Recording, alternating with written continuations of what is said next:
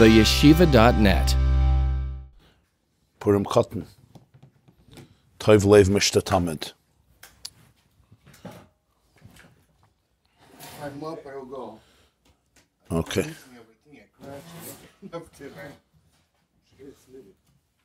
Shnei Smidim, yeah. It's a beautiful word of the Chidah. The Chidah writes, today's his yahrzeit. Yud Gimel, yeah? Yud Gimel Adar Aleph, yeah? Or Yud Beis. The Chidah was Rabbeinu Chaim Yosef David Azulai. He was one of the great rabbinical figures in the 18th century. He wrote, how many Svarim did he write? Probably 50, 60 Svarim. He was a great, great man. So he says that, as I say, Birchei Yosef, it's also brought in Shari Tshuva, it's brought in Svarim. The opening of Shulchan Aruch, the whole Shulchan Aruch begins with the words Shivisi Hashem Lenegdi Samid. The Ramah begins, Shivisi Hashem Lenegdi Samid.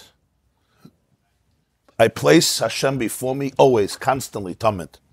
That's how Shulchan Aruch begins. And the Ramah says, with that mindset, that consciousness, that's how you live your day, that's how you begin your day. What's the end of Shulchan Aruch Orach Chaim? This is the beginning. Orach Chaim has Tov Reish Tzadik Zayin, 697 simanim, 697 sections.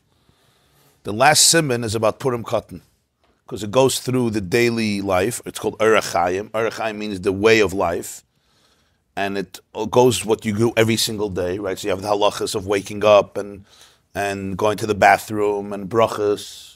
And of course, tzitzis and tefillin, and you have the halachas of Kriya Shema, davening, blessings, benching, all that. It also goes through all the holidays, so such Shabbos and Rosh Chodesh, and then all the holidays from Nisan, from Pesach. You know, Pesach, Shavuos, Rosh Hashanah, Yom Kippur, Sukkot, Chanukah, all the way to Purim.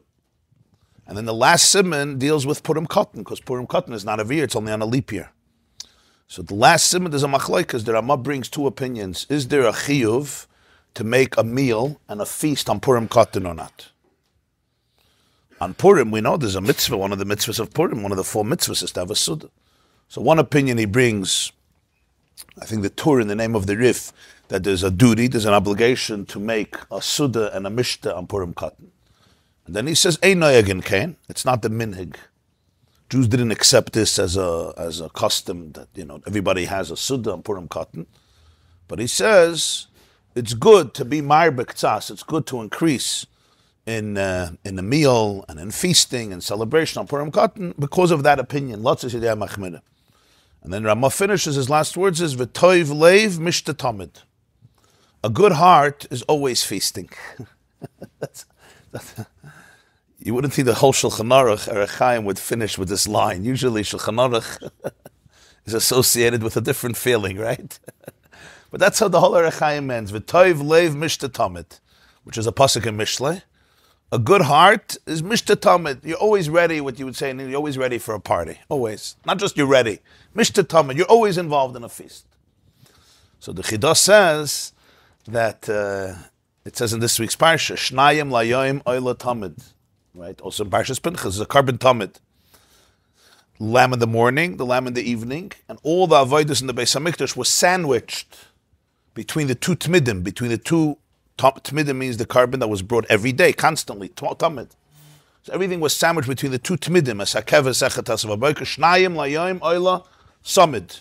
Shnei tmidin layoim. Like we say in Abaya, have a Masada said in Amaracha, Allah hashlam kol ha-karbanos kulam, that the last tamid was the end of all the karbanos. So he says in Shulchan Aruch Orach Chaim also, which is the daily avodah of the Jew, there's 2 tmidim. There's the Shivisi Hashem Lenegdi Samid, and there's the Toiv Leiv Mishta Tamid, one at the beginning and one at the end, and everything is sandwiched in between these 2 states of consciousness, Shivisi Hashem Lenegdi Samid and Toiv Leiv Mishta Tamid, which come together. That's the Chidah's one. That's what you meant, yeah? Shnei Tmidim Kel Chasam, yeah. Shivisi Hashem, yeah.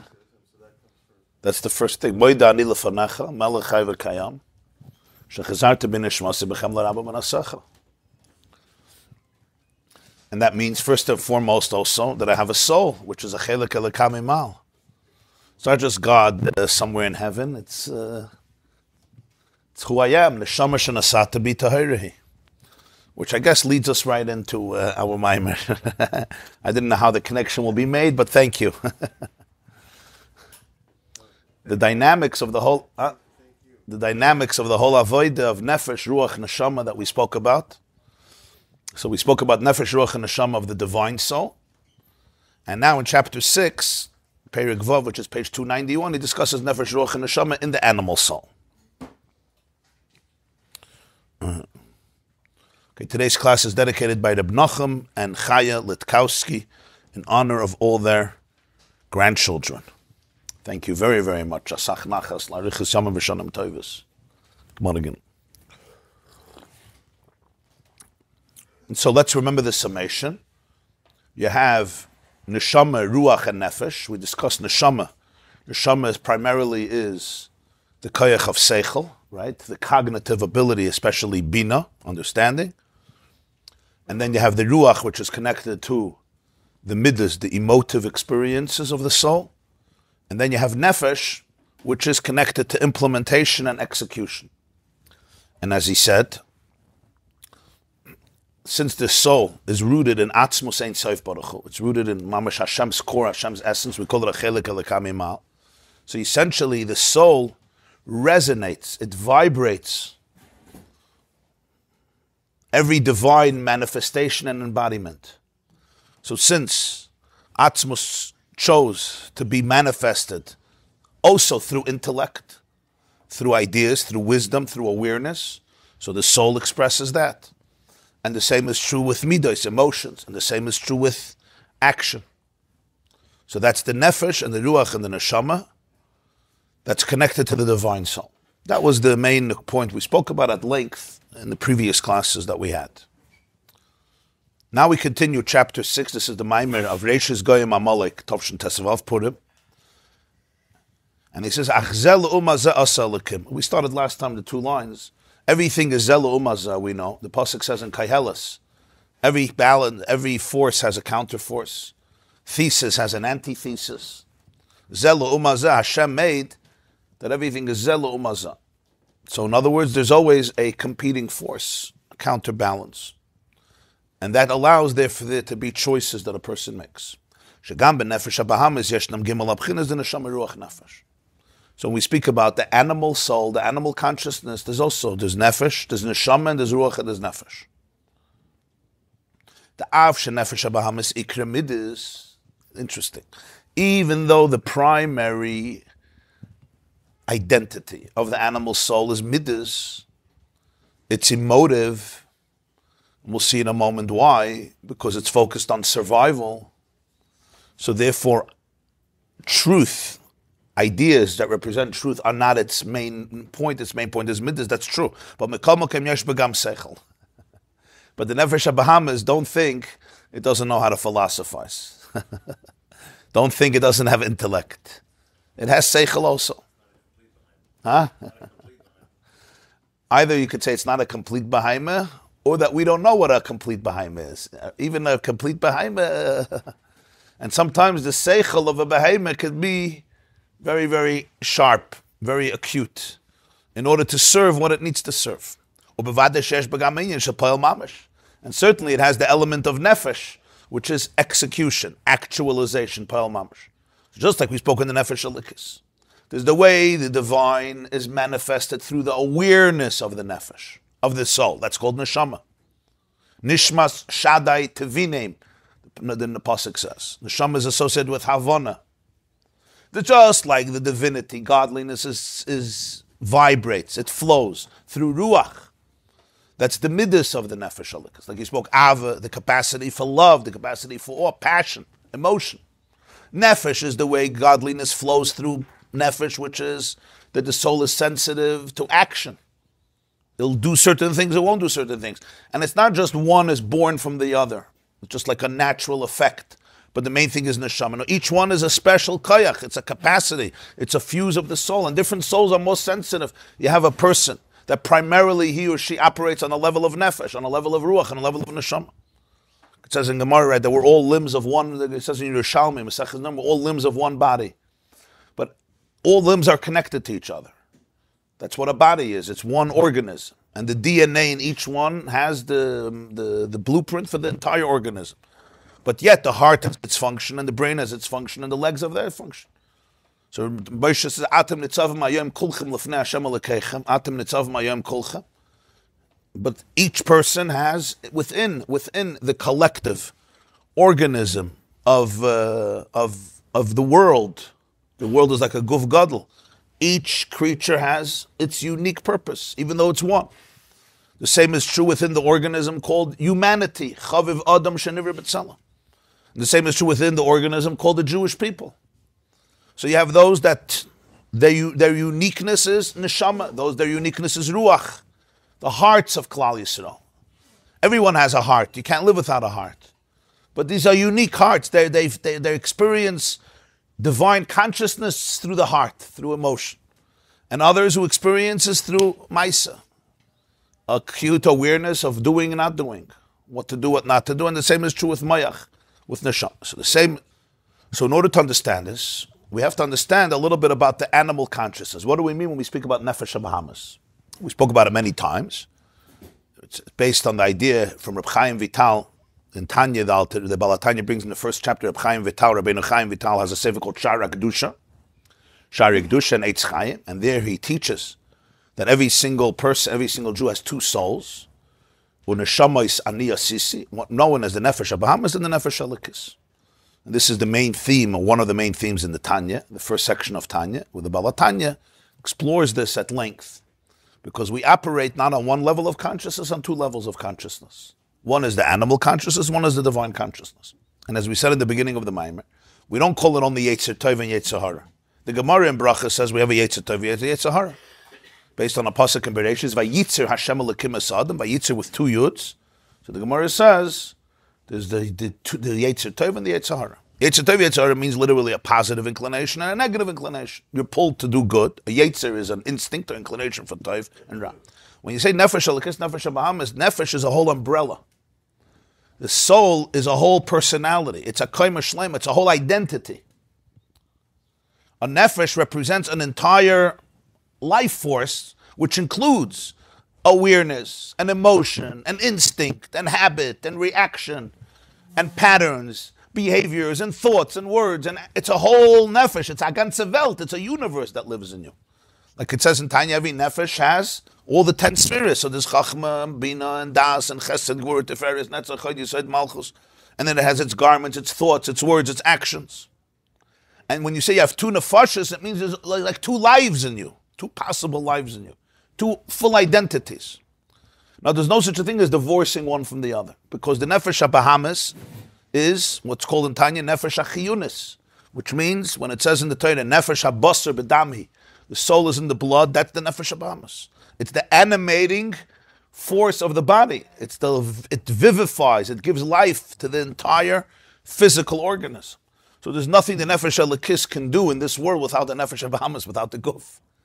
When you speak about the body, the guf, that is the Nefesh HaBahamas. It's the Nefesh that fills and saturates and gives life to the body. But not only life as a in a functional way. That too. All the functions of the body, all of the biological systems that we have, all of them. The digestive system and the circulatory system and the respiratory system and the urinary, all the systems, literally every system in biology, what is behind it? The nefesh, the soul. That's called nefesh achiyunas, the nefesh that roifich al-basar or mafli lasas, the Ramah says mafli lasas is the fusion of soul and body. That's all included in the umbrella that we call nefesh hativis, the natural soul, nefesh achiyunas, the vivifying soul, nefesh habahamas, the animal soul.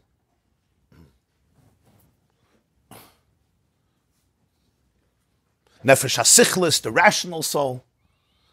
This is all to guarantee life. What life? Physical life. And the nefesh habahamas has one concern. Its concern is survival, which is very, very important. And we have to be thankful to it, because that's how we survive. We survive through it. Survival and comfort to be able to survive like a mensch, or even like a behemoth also, to avoid pain, embrace comfort, and it's responsible for life. So it's responsible for all the systems that make sure the body is alive. This is called nefesh hachiyunis or nefesh habahamis.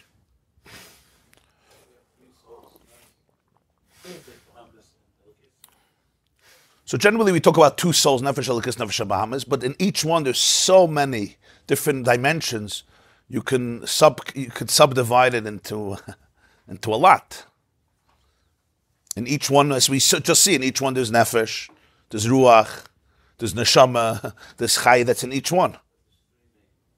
But generally you speak about the nefesh elikis and the nefesh habahamis. Nefesh hasichlis is part of the nefesh habahamis. Generally. No.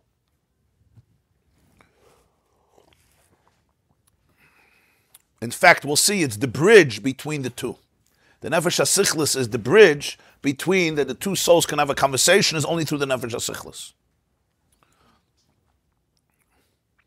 Now this is important to understand. The nefesh habahamis is not bad. Chas v'shalom. Not bad. It's actually very good. It's actually very beautiful and very good. It's responsible for life. Pikuach nefesh is doiche kol ha'torah kula. It's responsible for life. But the nefesh habahamis, its focus is how to survive. So therefore, very early on, even before birth, it starts scanning. It starts scanning for any information it can get about life, about its environment, about itself, and it creates a map. And the map is a very primitive and basic map. It's called danger versus safety.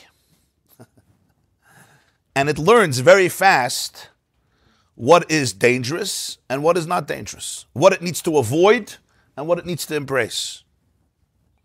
And it will fight for this because it needs to protect itself.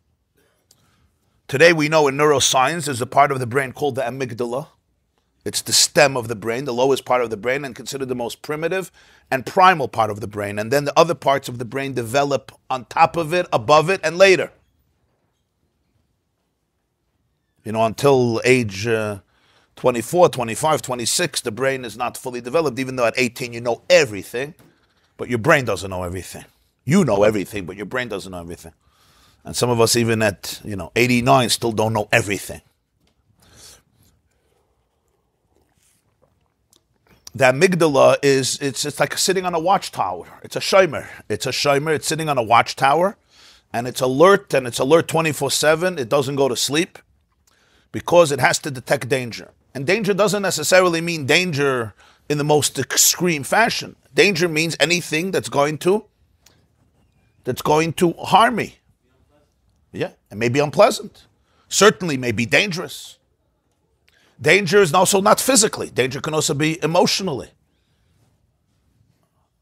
Every soul needs attachment. If this is a place where I feel rejection, maybe physically nothing will happen, but this is a place where there's going to be rejection, I'm going to avoid it. And also, the nefesh habahamis develops a whole pattern of life that by the time I'm 6, 7, certainly 5, 10, 20, never mind 40, 50, 60, the nefesh habahamis already has been working very, very hard for many, many years to keep me alive. They had a Kasher Nafshi fundraiser this week, so I did a interview with Rabbi Shimon Russell. He's a therapist. Lakewood and today in Yerushalayim, for like 40 years, almost 40 years a therapist. So he told me he's seeing over, probably around close to 10,000 children and teenagers. It's a lot, to speak to them over months. So it's experience, People often have theories and opinions on chinuch and education. When married women who just got married a year ago and they have a carriage, Baruch Hashem, and they write opinions how to deal with your teenage children. So I often ask people, how many teenagers did you actually sit with and deal with? And there's nobody. He just has his opinions. So when somebody actually works with people, there's value in it. So he was describing something, and it was It was very painful, but it was a very vivid description. He said if a boy is sitting in a yeshiva for 10 years, and every day he feels like a failure because he can't really grasp the material. And even if he's fine, and the people are fine, we're not talking about chas v'shalom, an abusive situation, a fine principal and a fine teacher. People who meet, so they're talking about a good people. They mean well. Not like a guy told me he was in a school and they made a goylem tish every year, a place where they put the goylems. And he told me he was zeicha to be there every single year. Or the Binarenu Biskanenu story, which for those who have been here for a few years, you know the story. We're not talking about that necessarily.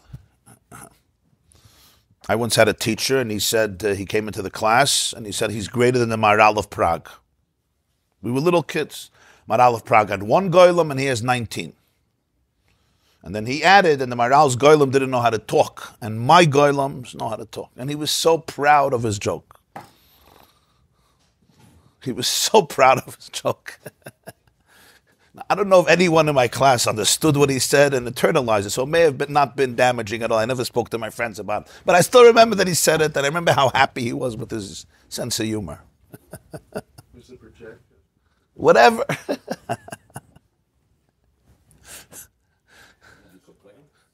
I didn't complain. Actually, I thought it was funny then. I don't think I internalized what he said. I didn't think his perspective on the nature of children is halacha l'moshe misinai. But it was just an interesting thing to tell. It's not what you walk into a classroom. I mean, I don't think that's the message. I hope I'm not saying a big chiddush here. So Rabbi Russell was saying as follows. He said something very powerful. So this kid is sitting, but he's 4 kids in the class finished Sisha Sidri Mishnah before the Bar Mitzvah. He would have loved to, but he can't. He can't.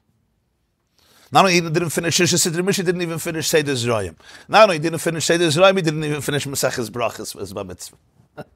He had a Bar Mitzvah. He said his Shettel, he said his Maamar, whatever he said. And he's day in, day out, without anybody doing anything bad. He's just feeling that I am a loser. I am a loser. I am a loser. I am a loser. He says at some point, this is prolonged trauma. It's developmental. It's complex. There was no shock. There was no accident. There was no massive abuse.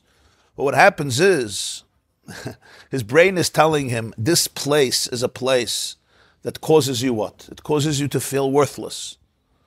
Nobody can survive that way. A person cannot survive feeling worthless. A person cannot survive feeling worthless. You can't.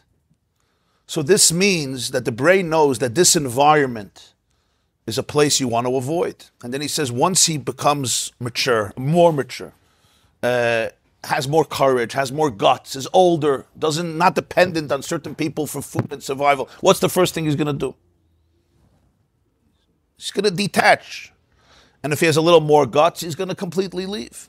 So I asked him, so why does he have to stop putting on tefillin? Why does he have to stop putting on tefillin? What's that? What's the tefillin guilty? He said, because whose system is this officially? This is God's system. This is God's system, the one who said to put on tefillin. So when he sees tefillin, what does it remind him? It reminds him of worthlessness. What does Shabbos remind him?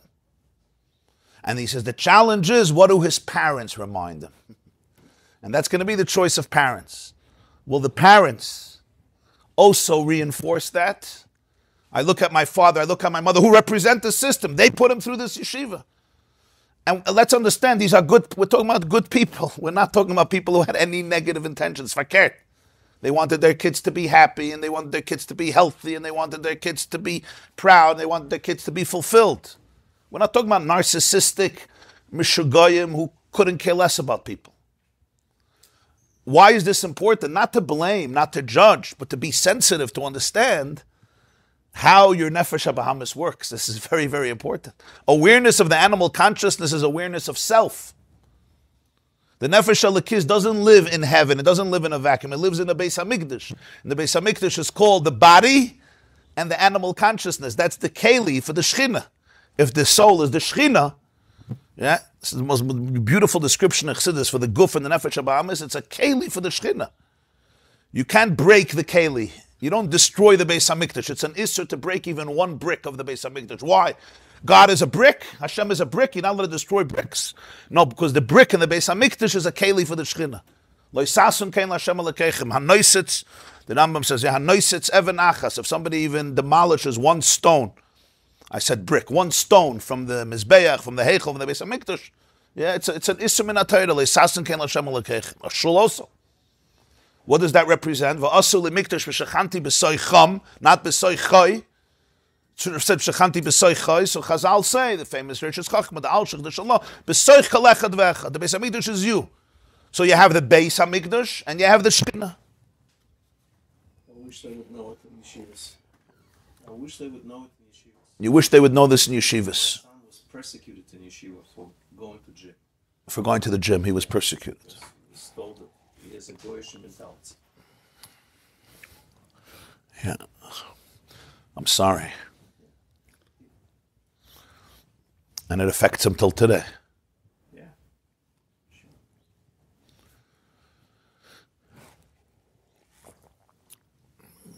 We can't break the keli.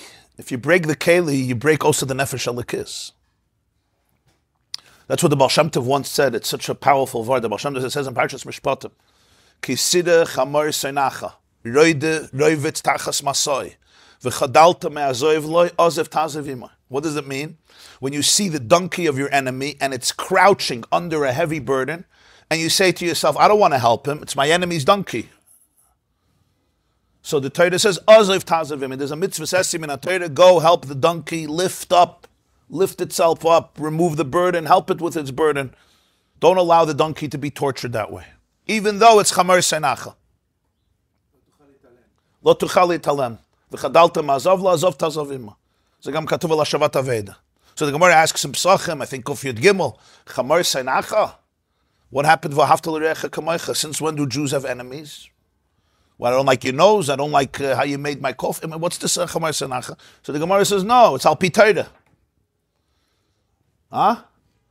He did an Aveda, and you know it, and you can be the best and can't do anything about it. There's no two Eidas.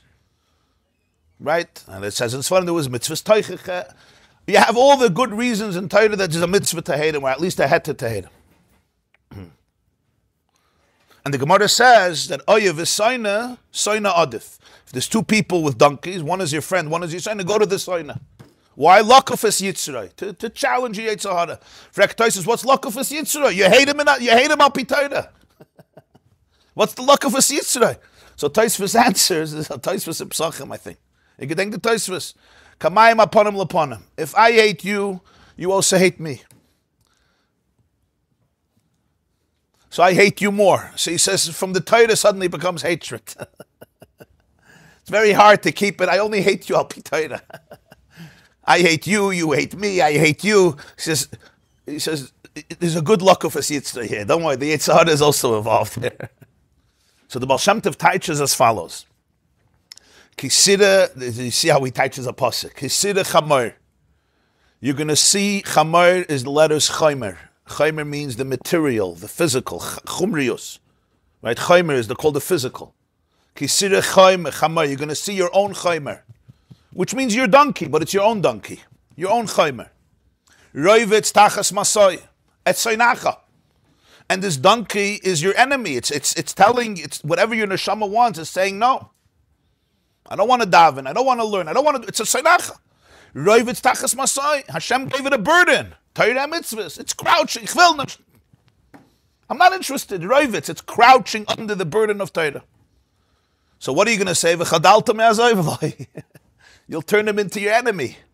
I'm done with my chaymer. I'm done. You ignore it. You suppress it. You don't listen to it. Why should I help you? You're my enemy. You're a donkey. What do you do with a behemoth? Get him out. You can't Maamar get rid of your goof, but you could treat it like as a halba pilegish. Huh? Splinter it, repress it, ignore it, not hear it. Certainly not deal with it. Say it's a goyish mentality. You're this, you're that, you're this. Rashi should have been reduced to a pelagish, and then he wouldn't have had to Yeah. Yeah. Yeah. Yeah, if you could kill it, if you can't kill it, at least parallel. I mean, at least let it be silent. So the Baal Shem Tov says these are words: Loi bezu haderech yishkan oir haTorah. This way, the light of Torah will not dwell in the person. Azov tazov imay levaderoi lahaloisoi ulesaknai. This is your Beis Hamikdash. You need to elevate it. You need to sublimate it. Imay azov tazov imay. There must be a symbiotic connection. Your guf is not a mistake. Your neshama has a relationship with the guf. It's like it says in Svarim, there's a marriage. There's a marriage between the two. It says in Zohar that Avraham is the neshama and Sarah is the guf. So the Rebbe once asked a question. Chayesada Tovshin Yer Aleph. This is before he became a Rebbe. He's in the Fabrengen. He said, "So how is Pshat Hashem tells Avraham Avinu Koila Shetayme Elecha Sarah Shma Bekoila." Whatever Sarah says, listen to her. Since when do we tell a Jew whatever your body says, listen to your body? Really? We're always told, don't listen to your guf, right? Listen to your neshama. What were you told in Cheder? Huh? Was lachst du? I don't even know how bad it was. Huh? He says, there's no such a thing as a guf. Doesn't even exist. It's just fiction. Okay. I told you I didn't know how bad it was. I saw your laughter that this is already the next level. No such a thing. It doesn't exist. And in mental space, you can live that way. You can live that way. It's like, it's like some physical thing that's schlepping around with you. You know, somebody puts a washing machine on your shoulders. I'm fine with it. So I'm a washing machine now. How did I get into what was I just saying? So it's Kol Shetem Lecha Sarah Shma B'Koila.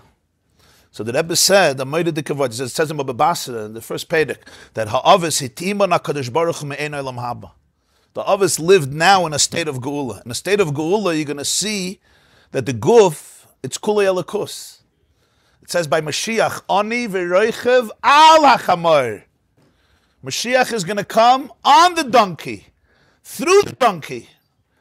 Nobody can hire a BMW for Mashiach. From all the Gvidim that we have in Muncie and Lakewood, nobody can hire a nice car for Mashiach. Much smaller Rebbes than Mashiach go on very nice vehicles. Mashiach will only have a donkey. Scharia couldn't imagine at least a horse, a camel. Okay, I know Scharia didn't have cars. Ford didn't make cars in the times of Scharia, but Ashena Behemela.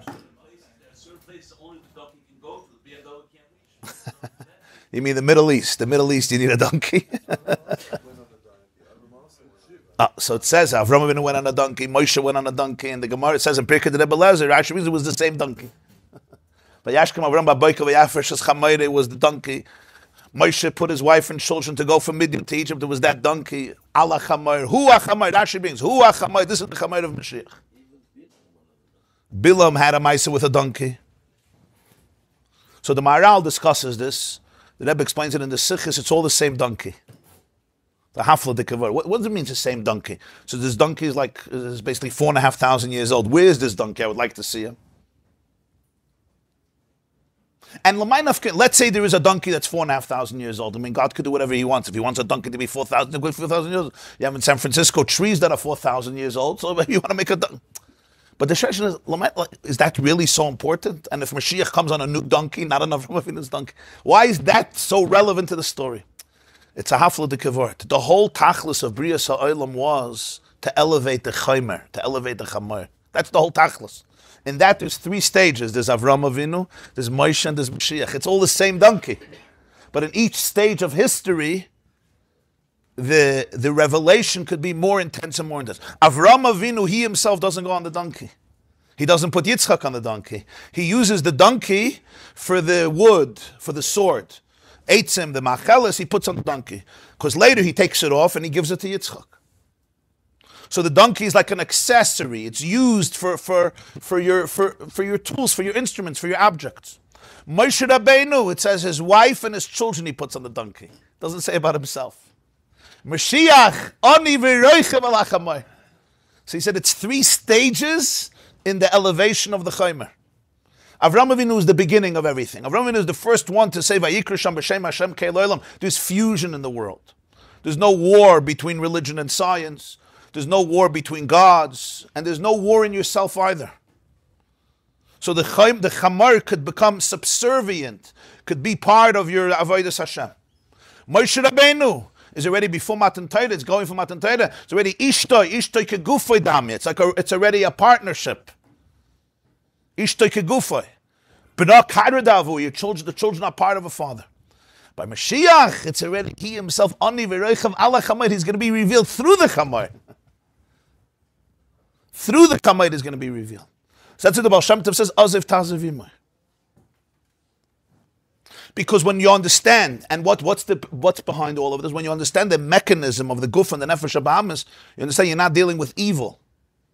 You're dealing with a process that needs to be dealt with because the behemoth has learned and acquired tools to protect itself. Back to my conversation, I asked Reb Shimon, what about the tattoo? Why does this kid need a tattoo? This is a painful conversation. What's the tattoo? He said, because in his Nefesh HaBahamis, what does the tattoo represent? The tattoo represents safety. It shows that I'm cutting off completely from that which reminds me that I'm the loser. And what's the most extreme fashion? If I could show my grandmother, who says Tehillim twice a day, that I really am completely from a different world. The world of tattoos. So this is where he completely, finally, in his mind, this is safety. Now, of course, the tattoo doesn't create safety. Tattoo doesn't create safety, and not putting on tefillin doesn't create safety. But you have to understand what the Nefesh HaBahamis does. The worst thing that parents can do then is reinforce that lack of safety. And he told me a story that he heard from the Bala Maisa. It's quite a story. This is not something you could tell somebody to do, but it's a Maisa Shahaya. There was a kid who left Yiddishkeit and unfortunately went very, very far. Decided he's getting a tattoo. And we know what the Torah says about getting a tattoo, right? This is a very sensitive story, and I'm not, this is not a rule. This is not a rule. I'm just telling you a Maisa Shahaya. The father decided that for him, in his case, his relationship with his son is pikuach nefesh. It's an issue of survival for the child because of how he feels about himself. So he told the boy, I'm coming with you to get it and I'm paying for it. And the father is standing there with the son, and the guy, this happened in Israel. They went to what's called tattoo parlor. It's called a parlor, huh? Anybody here knows?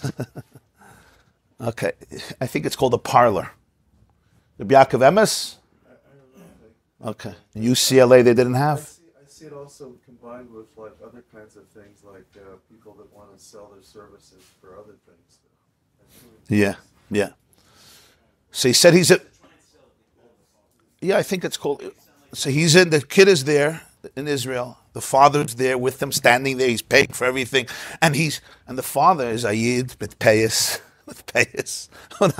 Alain Gebard. So imagine the scene. And the father is analyzing all, because there's so many different options, right? So the father's busy with the chikiris and the pilpulim, what's the mailand is, what's the chazan is, as though this is his goal in life. But what was he thinking? One thing.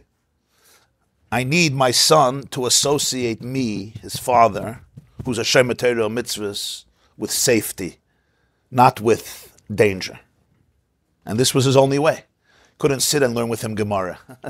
Come, let's learn Gemara. He couldn't even give him pizza. Couldn't even take him bowling. Bowling won't do it. Maybe when he's 8 years old, bowling can help. Or pizza can help. It's very good to have pizza. You can eat the vegetables. The kid will eat the pizza. But at this point, this was the only form of connection. So he decided this is for him pikuach nefesh. So he's standing and doing the chikidus and Anna, because he's paying for it. So he became a man Amar. And the guy, I'm not now talking, I told you, this is not a halacha, this is not a psak halacha, I'm not a paisik, I'm not giving any psak halacha. Huh? I'm not telling you to practice this at home, Rabbi Yosef. I'm not. No, the chikiris he probably did with his own Rav. Over there, the chikiris was what's the gather of the tattoo they're going to do. Is it going to be a male of this? The color, the style, the shape. You can have a skeleton, you can have a Magen David, you can have Echvezvas. That's not my expertise, but I see this variety. In the airport, you could see this variety. You do psukim, pro-Israel, you could write about Israel. You could do pro-Hamas. Really? Okay. Yeah, the Gemara says in Sanhedrin about Eliakim. You know, Eliakim was one of the last kings.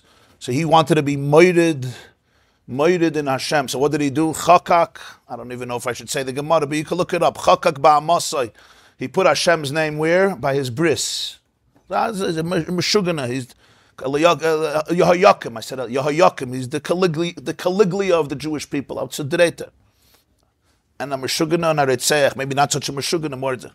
Anyway, the guy who's doing it starts the Avodah. And the father moves away a little bit because, you know, it's like... and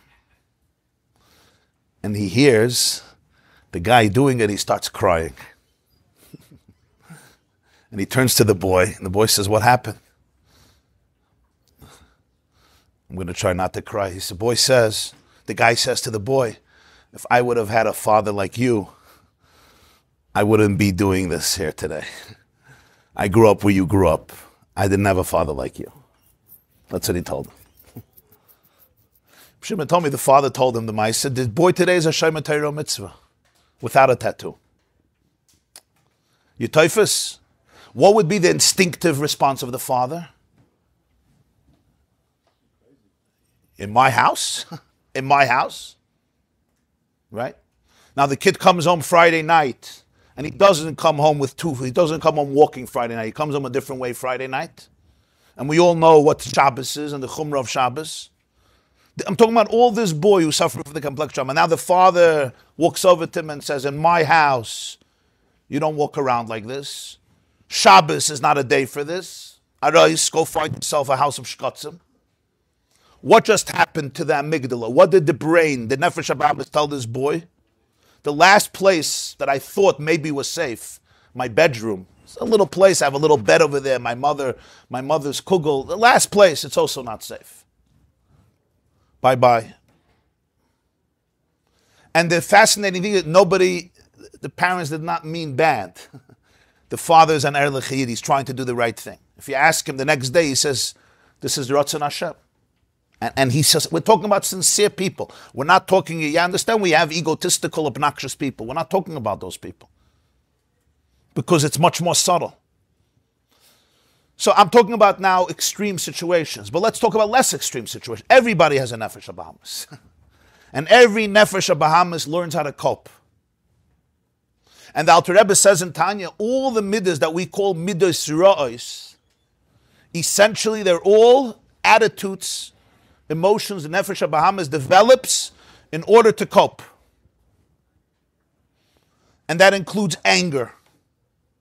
It includes resentment, it includes hatred, it includes jealousy, it includes arrogance, it includes depression, he says. The first chapter of Tanya, it includes laziness.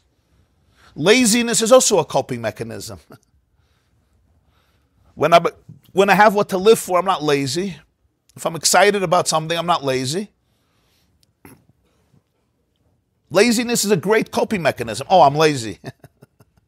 I'm not lazy. There's something bothering me. There's always something deeper. Fear. Tremendous fear. And in every situation, I'm going to respond differently because I already drew a map. What's safe, what's not safe. And this is so nuanced. And the self-awareness of this allows me to begin to understand what the Nefesh Habahamis is detecting as danger, what it's telling the Guf. And the Guf and the Nefesh Habahamis are so tight because they're like one entity. So they respond immediately. And there's no way the mind can communicate to the body without the nervous system. The nervous system is the language that the body experiences. The body is not a philosopher. The body is chaymer. The body's language, the way the mind communicates to the body is through the nervous system. So we start giving drushes to our nefesh habahamis, to our guf. They never got the memo. They don't sit through speeches. You asked, how do we implement this? We always have to know the language. Right? If I'm talking to you French, I may have a good French, but you don't understand French.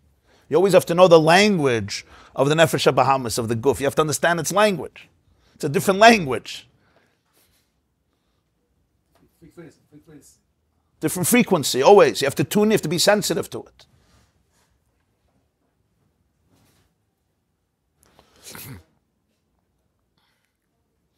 So now this is the Hakdama to understand a few of the Yesodis of the Nefesh HaBahamis. We came into this world not to ignore our Nefesh HaBahamis, to work with our Nefesh HaBahamis. To work with it. Aziv Taziv Imay, to work with the Guf, to work with the Nefesh HaBahamis. So the Rebbe said, since Avram and Sarah were living in a state, the Gemara says, Me'ein Olam Haba, Olam Chatir B'chayecha. So Mela Hashem told Avram, Kol Asher Tomer Elecha Sarah, Shma B'Koila. Whatever the Guf says, you have to listen. Because really the body picks up truth. The body, as they say, the body keeps the score. The body picks up all truth. You can't fool the body. The Guf knows, the Guf waist. When the Guf is feeling tight, when the Guf is feeling scared, the body is responding to something. It's sensing something, it's detecting something. Now, we're not so trained with awareness of the body. We're better trained, go into the mind, forget about your guf. But the integration is critical. And that's the whole kavanah of Dira B'Tachtoinim. So, every person has to know what Sarah says. You have to listen to Sarah. By Avram Avinu, he could trust Sarah completely because the guf was completely attuned. It was refined, so he could trust it completely. We have to listen to the guf and see what's... And you understand the Nakuda here? That's why it's called Nefesh HaBahamis. So Nefesh HaBahamis also has Nefesh, and has Ruach, and has Neshama. Its primary element is Midas. Its primary element is its emotional relationship to life. That's why it's called Nefesh HaBahamis. Behemoths have a lot of emotion. Elephants have tremendous amount of emotions. Dogs. A dog is called a kelev. It says in Ma'ir Yer, in Kabbalah, kelev is kulei leiv. They call it man's best friend. Yeah? Even a mouse and a rat, you'll forgive me, there's emotion. And you can see it, you can manifest it. Never mind monkeys and chimpanzees. There's so much connection over there, and tribal connections and attachment. You know, you could see the documentaries about how elephant moms mourn the death of their calves. It's very, very moving. You ever saw? I once saw a video of elephants, right? There was drought, and an elephant had a baby, and the baby died.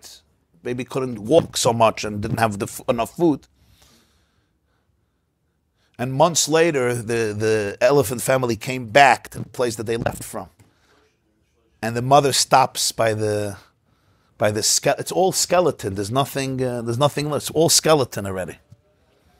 And she stops there and just stops and stands there, you know, with her trunk, rubber, caressing it. And then afterwards, the whole tribe comes, like after the mother. So I don't know what the elephant was feeling. I don't know how to describe it.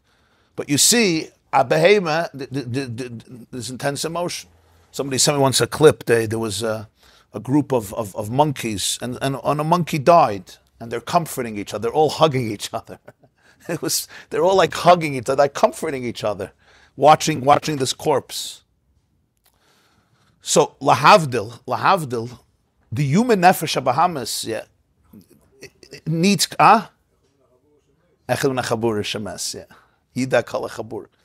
So there's deep emotional connection. That's why it's called the mammalian brain. There's a part of the brain that's considered like a mammal, the nefesh habahamis. There's nefesh hachiyunis, nefesh hativis, nefesh habahamis.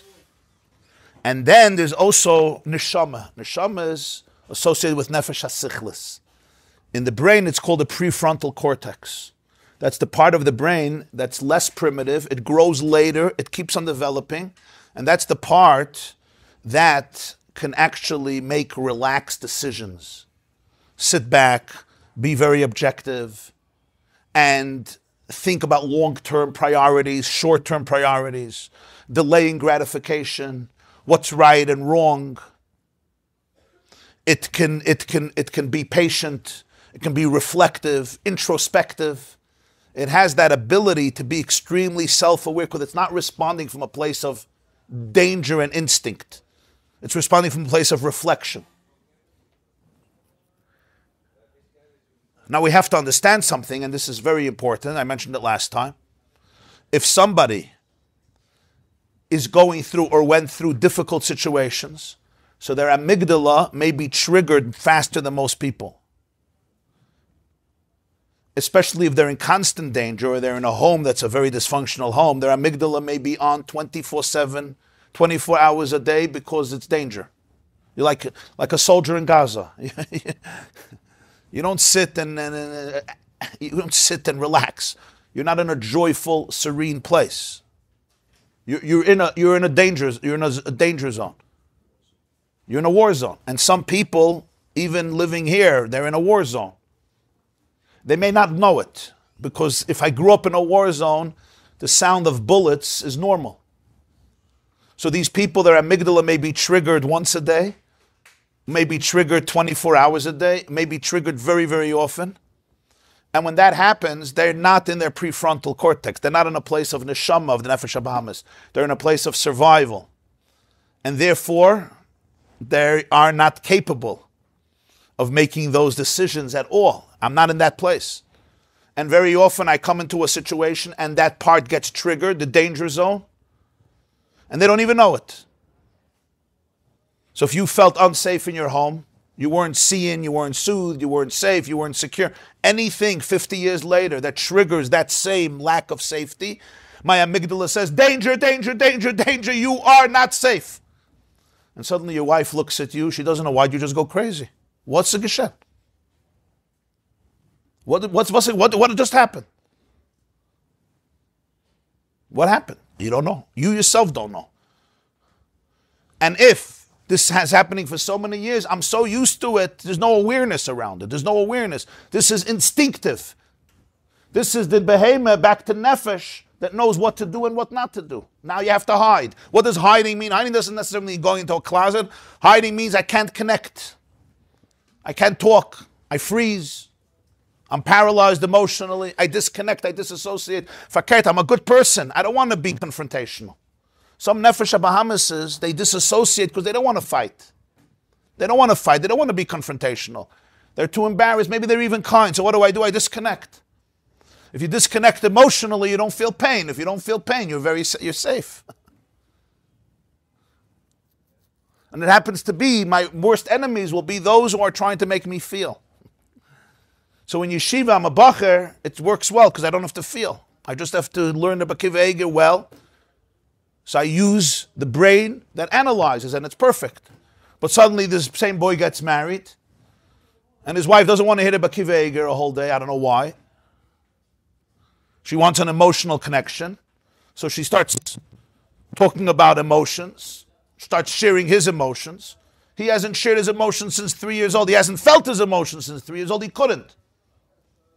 Once that happened, he couldn't feel emotion anymore to survive. Suddenly you want me to feel emotion, so you're my enemy. You're trying to put me back in a danger zone. So suddenly his own wife, who loves him, becomes his worst enemy. He loves it in shul, because in shul you can make a kiddush and talk about other people's emotions. Or b'chal not talk about emotions. You could just make a macha against emotions. So it works. So in shul, he's the most popular guy in the world. He makes the kiddush, he runs everything, he's the Bal Chesed, he founded Hatzalah, he does everything. And he's actually a good guy. But he never learned about his coping mechanism. I just took one story, there's another 7 billion stories. For every person, there's another story. And this is not, you don't judge it, you have to be sensitive to it. Because the behemoth is actually trying to do the best it can. But like every behemoth, it can grow into a big monster. The little puppy can become a German shepherd. Well, the puppy doesn't become a German shepherd. The small German shepherd becomes a big German shepherd. And the small monkey becomes a größer monkey. And the small chimp becomes a big chimp. And the cub becomes a lion. And the baby tiger becomes a tiger who was going to maul anybody who comes in its way. So that's where the Nefesh HaBahamis is big and aggressive and powerful and frightful, or very, very small and tiny and afraid, and usually the two work together. The bigger the bite or the bark, the more scared it is. And the animals get very, very scared. It has a lot of logic, but the logic is fueling survival. That's the vart. Do you understand? The logic fuels survival. So it has a lot of logic. And it fuels comfort.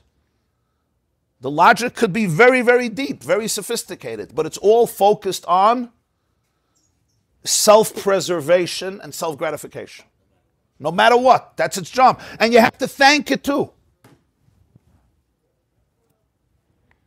You have to thank it too. I sometimes have to turn to my Nefesh HaBahamis, who's going crazy, and I have to say, wow, thank you for working so hard for 51 years, trying to keep me alive. And I'm sorry that this is the type of reactions and emotions and instincts you had to develop in order to survive. I'm sorry. Because it did it without bchira. It did it when I was 4 years old. It can't afford to be open, to be relaxed, to be present, to be loving, to be compassionate. It's not the amygdala. There's a fire burning. You don't talk about compassion when there's a fire in the house. We'll talk about compassion tomorrow. Huh? I thank him because he was doing the best he can with the tools he had to keep me alive. That's why I thank him. And he didn't charge. He really tried hard. Now, he may have developed very destructive patterns. Very destructive patterns. He probably did. I may be completely isolated. I can't have an emotional relationship. I may not be able to feel. I may be disassociated. I may be filled with anger. Angry. I'm just angry. I'm terribly angry. And it's an interesting thing you see with people. They tell you they don't feel. I don't feel. But anger they feel. It's an interesting thing. People will tell you, I don't have emotions. I don't feel. Everything is fine. Nobody gets. But suddenly, anger, oh my God. It's an interesting thing. Because anger allows you to stay in hiding. Because anger means you're the sick person. Right behind it is, I'm in a lot of pain. That I don't know about. Anger means you're the sick person. My wife, my kids, my shver, my shviger, my rabbi, my community, Hashem. Anger allows you to project all the pain on someone else, and you always feel better. It's a very powerful coping mechanism. I can't control you, I can't change you, but I can be angry at you. So that's something people understand all the time. Kol hakoyos kilo oved avodah zarah really means anger is the ultimate demonstration that I'm alone in the world. I'm alone in the world. I'm really alone in the world.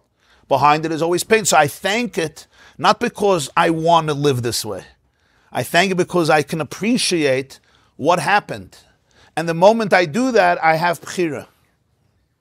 If you don't understand your Nefesh HaBahamis, you don't have bchira. That's the key. People always get annoyed. Some people get annoyed with these classes.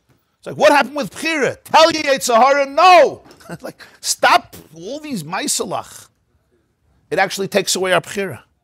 You know why? Because it does everything instinctively, and I don't even know it's happening. The moment you understand it, you can say, oh, wow. So it's actually not me. It's not my essence. Oh, so I can choose different pathways. But the body is not feeling safe. I could talk to it. This is called elevating your Nefesh HaBahamis, being mechanech it, educating it. It's training an animal, but it's not just an animal. It's the human animal. It's the animal that the divine soul chose to live with and to be there. And the truth of the Nefesh HaBahamis, the Alter Rebbe says, has koiches that the Nefesh HaLikis doesn't have. It's even rooted in a higher place. Behema Rabbah. So Yaakov and Esav, Toyu and Tikkun. The Behema comes from a very, very high place. It comes from a world that's even higher than the Nefesh HaLikis. That's why the Nefesh HaLikis goes down to it. It's really V'rav Tvuos B'koyach Shor. A Shor can do what a person can do. V'rav Tvuos. The great, the B'chol Vavcha B'shnei Yitzarecha comes dafka through the Nefesh HaBahamis. Asher Lechein. So what's the summation of all of this? For this we must understand its language. Like the father with the son, yeah. I could tell the son, get out of my house. You're making me sick. And the father feels that way. You're making me sick. You're destroying our family. There's going to be no shidduchim for our family. My girl's not going to get into seminary in Yerushalayim. And my boy is certainly not getting into yeshiva, even in Muncie, never mind in Israel. I can do that, and I understand. I understand the father very well. From our prefrontal cortex, we can have compassion. We can understand. We don't have to judge. Now we have to respect the fact that sometimes I'm not living there. I'm in a very alert state. I'm anxious. I'm in a lot of anxiety. So you don't tell anxiety, stop being anxious. Try it out. See how well it works. Because the body, the nervous system doesn't go to shiurim. It actually does, but it listens in a different way. It doesn't look for my words. It looks for my body language. It wants to know how calm I am. It wants to know if it could trust me. Right? The most important thing in communication is called meta-communication. It's not the words. It's body language. It's safety. I got a very moving compliment. I don't know why I'm saying this to you, but I'm saying this to you. I finished the interview with him. It was like 3 hours. So he said, you really bring out the best in me. I say things that I usually would not say. So I was very moved by that. And he thought and he said, you know why? You provided safety. I felt safe to talk. Now here you're talking about somebody who's not 2 years old. Somebody's doing this for 40 years. And I understood the value of that. Do we provide safety for people to talk? Yeah. It's not what if I say, you're safe! You're safe! You're safe! That's what the Hamasnik monsters did, Simchas Torah. They came and they said, we're the Israeli army. Open the door. Right? They spoke in Hebrew. Yimach Shema. I can't provide safety through words. I provide safety through presence. In the Akdama to Tanya, the Alter Rebbe says that the Tanya he wrote down basically the Chiddusin that he had with his students, with his Chassidim. So he has a Lashon over there. He said, how can you put into a sefer Eitzes and Avodas Hashem? From our countries, they used to come to me. He said, they come to me. These are his words. Asher haya hadibur shel chiba matzui beinenu v'gilui lefanai kol ta'lumois libam u'moichem b'avodas Hashem. There was a conversation of love between us, and they revealed to me all the secrets of their heart and their brain in Avodas Hashem. Aleim titoif milasi u'l'shayni yeit sefer b'kontrei semelu ha'nekoyim b'shem l'kutei amarim. So I once told somebody, if you read a Perek in Tanya and you don't feel a conversation of love, you obviously didn't understand it, because the author himself wrote that he's recording a dibur shel chiba.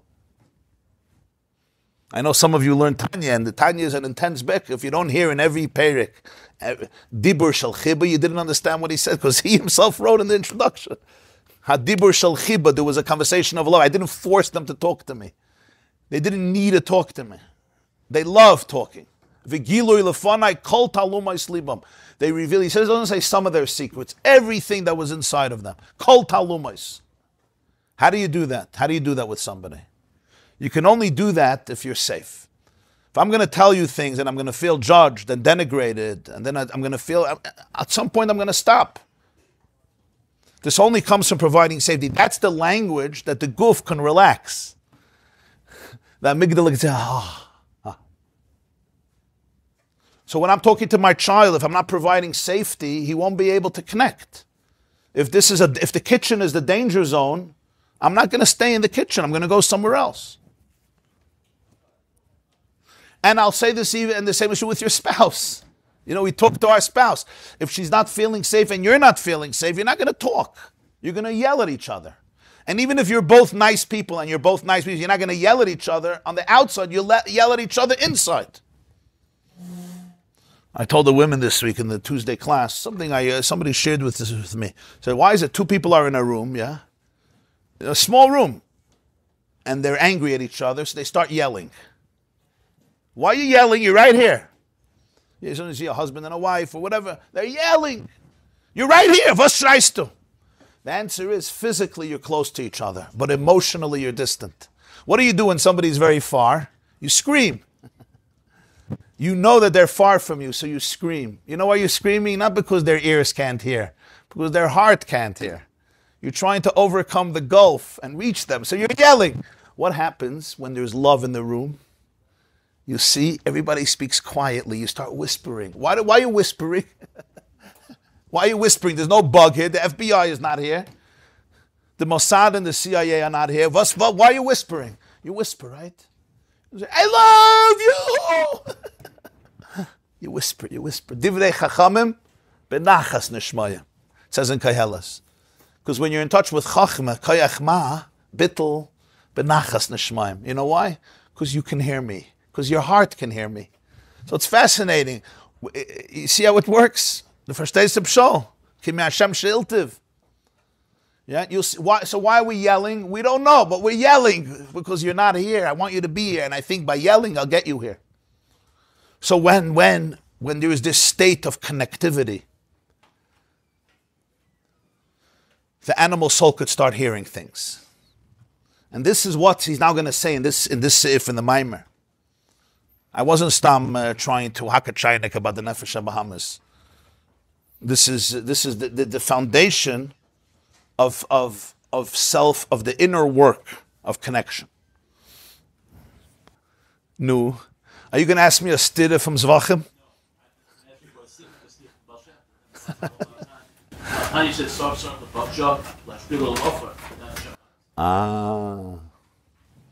You mean Perek Chavtes and Tanya? Perek Chavtes and Tanya. Yeah? A log, he brings from Zoya, a log that's not catching, you're trying to make a bonfire. I know, Perek Chavtes and Tanya. He says a log that doesn't catch on fire, what do? You splinter it. You splinter it, right? You cut it into little pieces and then it'll catch on fire. So the Alter Rebbe brings a gufa de leisalig beinohayde mevatchenle. That's what you mean, yeah? The guf doesn't catch on fire. When you splinter it, you give it oxygen. You let the fire penetrate. When we hear the word bitush, the Alter Rebbe is talking in the Perek Chavtes a certain situation. It's called Timtum Halev. Timtum Halev means, as he puts it, the shell has become so thick and so dense, I have no access to me. Your complete dullness of heart. My heart is complete jail. And it's thick. There's not even a communication with my heart. And he says, and at that moment, you have to be very decisive with that part that is completely eclipsing you. It's going to have to be opened up. It's going to have to be broken down into pieces. It's going to have to be splintered because it's not allowing any access to the self. And you have to be very, very precise and concise with how dysfunctional it has made you. It has made me. I have to be able to call it and call it out on its name. How dysfunctional, how it stripped me from my humanness. It stripped me from my awareness. It stripped me from my sanity. It stripped me from my sobriety. And it stripped me from my dignity. It's a process of splintering that is completely redemptive. It's emancipation. It's literally, my heart is in jail, and there's a lock, and another lock, and another lock, and a gate, and another gate, and a security system. And because whoever built this prison didn't want my heart to get out of prison, it constructed such a security prison, I don't even know there's a heart anymore.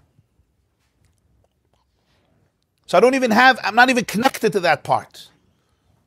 Even if Moshe Rabbeinu take you off Moshe takes me out of Mitzrayim, I run right back. Nitna roish v'nashuva Mitzrayim. I run right back. It's the only place I know. Here, without splintering, I can't even begin the process. At the core of it is compassion. At the core of it. But I have to know if I'm so dysfunctional, I really have to you have to take the bull by its horns. What does he say there? You have to call a Lo'ilam Yargiz Adam, yeah? He says you have to say, I'm a shukitz and I'm a nuvel and I'm a tuaf. Kechol ha'chemes shekaru lo'i chachamenu zal be'emes. Ad mosai, what are his words? Ad mosai taster lefonai oidein seif barachu. Haya hoive v'yiyeh b'shava. You hear the word? Ad mosai taster lefonai oidein seif barachu. How much longer will you eclipse the infinite light that I really am? And that's me. Oh, that's good. Ad mosai taster lefonai oidein seif barachu. And it may not even respond to that. But if I'm consistent and I'm authentic and it knows, it'll be able to open up. But it's not because I'm it's not about self-destruction. It's self-liberation. It's self-emancipation. It's the most compassionate thing you can do. Put it in its place. It's the most compassionate thing. Okay, so now let's learn a little inside another few minutes. And see the vart here. I think now it will become clear. The third line in Pedagog. Beprati yisoyser. Hine ha'avona v'asagah denefesh habamas b'chinas neshami ba'ofen she'enu shayeches la'avonas v'asagas ruchnim v'nailim. Kiyim la'avona v'asagah binyanim gashmim v'chumrim. You have to understand how the nefesh habamas works. Its natural comprehension is not going to be transcendence. It's not going to be divine spirituality. It understands gashmius and chumrius, meaning it's an animal. It's focused on self-preservation. So it understands things. But its focus is in yanim gashmi v'chumrim, which means its language is relating to things that are tangible to its life and will give benefit to its life. Whatever that means. It may be an intellectual by nature. There are curious animals, Curious George. And it may like to do mathematical, may like to, do jigsaw puzzles and mathematical riddles. That's its fascination, it's a curiosity. Or it's very utilitarian, it's very practical, very pragmatic. It may even become a master of sciences in a very, very real and tangible way. This is what it's looking for. Whatever it is, to satisfy its curiosity, to get a good career, it's intellectual by nature. But essentially, the focus is survival, whatever that means, to the nefesh habahamas. And sometimes people become very, very scholastically successful for validation. The founder of IFS, his name is Mr. Schwartz, Richard Schwartz, so I had an interview with him. So he told me that he lived in a family of doctors. His father was a doctor, his brothers. If he wasn't to become a doctor, then he needs a doctor, yeah? Like the good old Jewish comedian who's already on the Olam HaEmes, Rabbi Yaakov Maza, also known as Jackie Mason, would say, right, if you have a Jewish boy and he's normal, a doctor. If he's a little slow, a lawyer. If he's very slow, an accountant. But besides that, you're not a B'chal Yitzur Adam. So sometimes, yeah, Dr. Schwartz was telling me, your whole scholastic achievement is simply to get validation. It's called to give nachas. If you're going to do X, Y, Z, you're going to give nachas. As we say, you're a nachas to your father, to your mother. So sometimes that also becomes a coping mechanism. We have to understand. So behind all its goyness is what? A sense of worthlessness. Yeah, and it happens quite often. It's a sense of worthlessness. I'm not going to be a person. That's an extreme. It may not be so extreme, but the Nefesh HaBahamis has a lot of seichel, but ultimately its seichel relates to what it relates to. V'ilu lahavana v'asage elikis eina shayeches klal. The Nefesh HaBahamis is not shayech on its own to divine comprehension. What does it mean divine comprehension? A comprehension of elikus. When we talk about elikus, now we're going very aid. What's elikus? What's elikus? Elikus is the inner rhythm of existence that's behind everything, but it's a language of transcendence. It's not the chaymer, it's the tzura. The Nefesh HaBahamis doesn't know what do you want from me? Was willst du von me? I'm hungry, I'm thirsty, I need a little covet, I need a little attention, I need a little money, I need a little validation, I need to feel safe, I need to feel comfortable. If you can use God for that, I'll use him, I don't care. I'll use a tissue box, I'll use God. But it's a different God, that's a Nefesh HaBahamis God. Karl Marx said, right, religion is the opium for the masses. You give me Tylenol, give me God. God, turn God into a Tylenol is good. It's fine. I have a headache, fine. But the Havon of Elikus, the Nefesh Elikis, its whole Asag is Elikus. That's what it is. It's Teufus Elikus. What's Elikus? Elikus is the ayin before the yesh. Elikus is the no-thingness of existence. Elikus is the kol the mama daka of infinity. The Nefesh HaBahamis doesn't, I don't know what you're talking about. What infinity? I need to survive. I don't need to be infinite. ובשביל זה צריכה נפש הלקיס לסייגיה ביגיע רבה ועצומה כדי שגם נפש הבאמיס תשכיל אבן השגה הלקיס. The nefesh הלקיס needs to work hard to communicate to the nefesh הבאמיס הלikuss. וזהו גם מה שרואים כמה בני אדם, this is quite a... So the Rebbe said this on Purim, so usually he wouldn't speak like this. I'm just telling you. V'zeh gam asher ro'im kama bnei adam. You see different people. Shekasher masbirim lehem inyan b'pnimiyus haTorah, ein lehem b'zeh shum geschmack. You tell them an inyan of pnimiyus haTorah, I don't know what you want. Not people that can't learn. They could learn. They could learn. A shir gemara, they'll come alive. They'll be alive. Why? It has a beginning, it has a middle, and it has an end. Give me a shor, give me a para. Tell me how the shor gored the para, and they're alive. They're taka alive, and it's moededik. It's Toides Hashem, not kas v'shalom to minimize it. But you start talking about pnimi satayda, ein lem bazeh shum geschmack. It's like, was willst du? What are you talking about?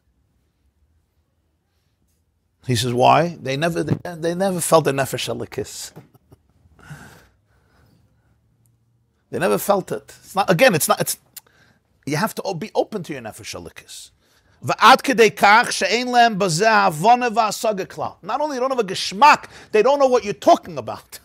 I can't have a geschmack if I don't know what you're talking about. I don't have a havana in this. It's like hacking a chainik. You're talking about things you don't know about. I don't know about. Like I need a beginning. I need a middle. I need an end. You know, in Chassidus, the structure is very different. Give me a beginning, give me a middle, give me an end, give me something I can grasp, I can see, and tell me, fine, what's the halach, and that's it. Talking about Atzilus, if you're Teufus Elikus, right? Somebody asked me, how do I know I understand a little Chassidus, I relate to it? I said, you'll open up a Likud Torah, yeah? You'll start reading, and you'll start feeling ecstasy. And you'll be grateful for this. So it means it's resonating, you're getting it. The Nefesh Elikis is an ecstasy from Pnimiyus HaTorah. It's like, it has wings, it soars. Tzama lecha nafshi, kama lecha b'sari. Achla lekim doimi nafshi. It's like sometimes you hear a niggin, right? And you're in a different world. Like, wow, don't stop the niggin. When the neshama hears Pnimiyus HaTorah, don't stop. It doesn't need anything else. Yerav loy, we say you didn't know. Yerav loy, you did oisecha min noifes tzuv v'chol tam. Your friendship is sweeter than all the honeycombs in the world, all the sushi in the world, all the money in the world doesn't come close to one moment of Ein Sof. Because Ein Sof is the source of all bliss. Where does all bliss come from? The bliss we have in our world, yeah, from Shviras HaKelim, is a little fragment of the source of bliss. The makar of Tainug is Ein Sof. Remember, there's no bliss in the world that doesn't come from Ein Sof. So Pnimiyus HaTorah, which is a hisgalus elikus, that when somebody feels their soul, it's like... That's why they want to share every day. Huh? You want the shir, say 24 hours a day, 7 days a week. But I have to work on my nefesh haBahamis too. I can't just give a shir. I also have a nefesh haBahamis to work on. You think you're the only one who has a nefesh habahamis? So Moira de Kamai said, Alter Rebbe had a chassid, Rabbi Kusia Liepler. He was at the Hoibin Yid and a very funny person. And the first time he came to Alter Rebbe, he jumped. He was athletic. He jumped on the windowsill and he jumped in through the window. Alter Rebbe looks at him. He says, Rebbe, hakmir arab de linke Seite. Chop off my left side. You hear? A Yid asks the Balatanya, hakmir arab de linke Seite. In other words, get rid of it. I'm done. So the Alter Rebbe was wearing Rabbeinu Tam's tefillin. The Alter Rebbe sat in tefillin for most of the day. He was wearing Rabbeinu Tam's tefillin. And he went into a dveikus. He closed his eyes. He went into a spiritual trance, so to speak, for a few minutes. And then he opened his eyes. He looked at him. And he got up from the fence. He was on the window. Come down from the window. You could land. And then he said these words in Yiddish. He said, "Se steht va'ata mechaye es kulam. Zayem oich mechaya." The Torah says, the Navi says, we say in the morning, Va'ata mechaya es kulam. You give life to everything, the nefesh habahamis too. The left side too. Zayem oich mechaya. You be like Hashem. Give life to it. Yeah. He said, chop it off. Give it oxygen. Give it divine oxygen. Give it divine oxygen. But how do you begin this? The nefesh halikis is a different language. The nefesh halikis is kulei alikus. It's a language of elikus. When it hears about elikus, it's alive because that's its nature. That's its fabric. The nefesh habahamis is you have people that don't have a geschmack, they don't even have a havana. Shezeu mitzad is gabrus nefesh habahamis, because the nefesh habahamis is powerful in them. And this is a very edel avoid. You're talking here about the Yidden who could be big talmidei chachamim and nigla. They like the structure Judaism that they can master. You understand? I can control it. Again, we're not talking in it. This is not we're not talking negative or judgmental. But this is something the animal soul can verstehen a shtickl Gemara. Verkehrt.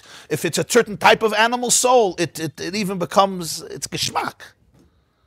There's a lot of intellectual stimulation, right? Just like lahavdil, you have people who chachmas chitzonius, they're amazing. Mathematics, algebra, trigonometry, physics, astronomy, science, they give moide de kazachen, biology, and they really, really excel in it. Lahavdil, this is chachmas hatayra. But essentially, I'm telling you, it's a Purim de Kamaime, the Rebbe usually but essentially you didn't go away from your nefesh habahamis.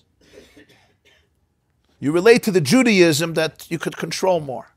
It's very tangible. So the animal says, okay, I'm fine with this. Now this is it's a fine thing for the nefesh habahamis to do, much better than a lot of other stuff. But essentially, this is gabras nefesh habahamis. Shemitzad atzma eina shayeches la'avones v'asagas binyanim she'enam chumrim oy lechol hapachis enam gashma. On its own, the nefesh habahamis doesn't understand anything that's not chumriistic, that's not brute, crass, or at least it's not physical. Two levels. The nefesh habahamis, if it's not chumri, don't talk to me. If it's not crass, don't talk to me. But then the nefesh habahamis, at least it has to be gashmi. It has to be tangible. I don't need it to be chumri. Chumri is brute. Chomer. At least gashmi. It has to have physical dimensions. V'lachein inyan shel pnimiyus hatayra hasaga lekis einay miskabel v'einay munach atzlam. Es hat nid bei zei kein upleg und kein klep. Those were the words in Yiddish. Hat nicht kein upleg und hat nicht kein klep. You know what an upleg is? Upleg means it doesn't settle inside of me, and hat nicht kein klep. You know what a klep is? It doesn't stick. In yeshivish language, yeah, the Jews say hat nicht kein klep. The svara hat nicht kein klep. It's se klap nicht, se klep nicht. It means it's ridiculous.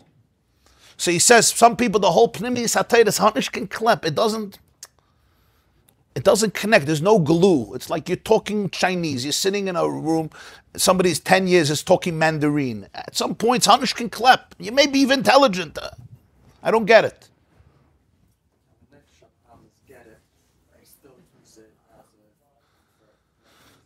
Everything. The nefesh habahamis is so smart. Of course. We're going to see. So here you have Havana. The nefesh habahamis has Havana. It's an intellectual. But this element, it just doesn't resonate. It doesn't resonate. He may learn it and read it, but it doesn't resonate. It's not like, the geschmack.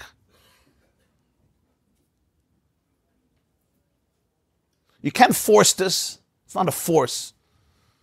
It's comes alive. It comes alive with Pnimi Satayra, with Chassidus. Then you have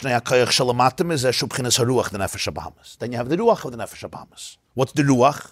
Shenyonu hamshachas Nefesh HaBahamis she'oyev iskala inyanim agashmim v'yorei mikola inyanim she'yichelim levalbel ulenatik say uprise in the million gashmim.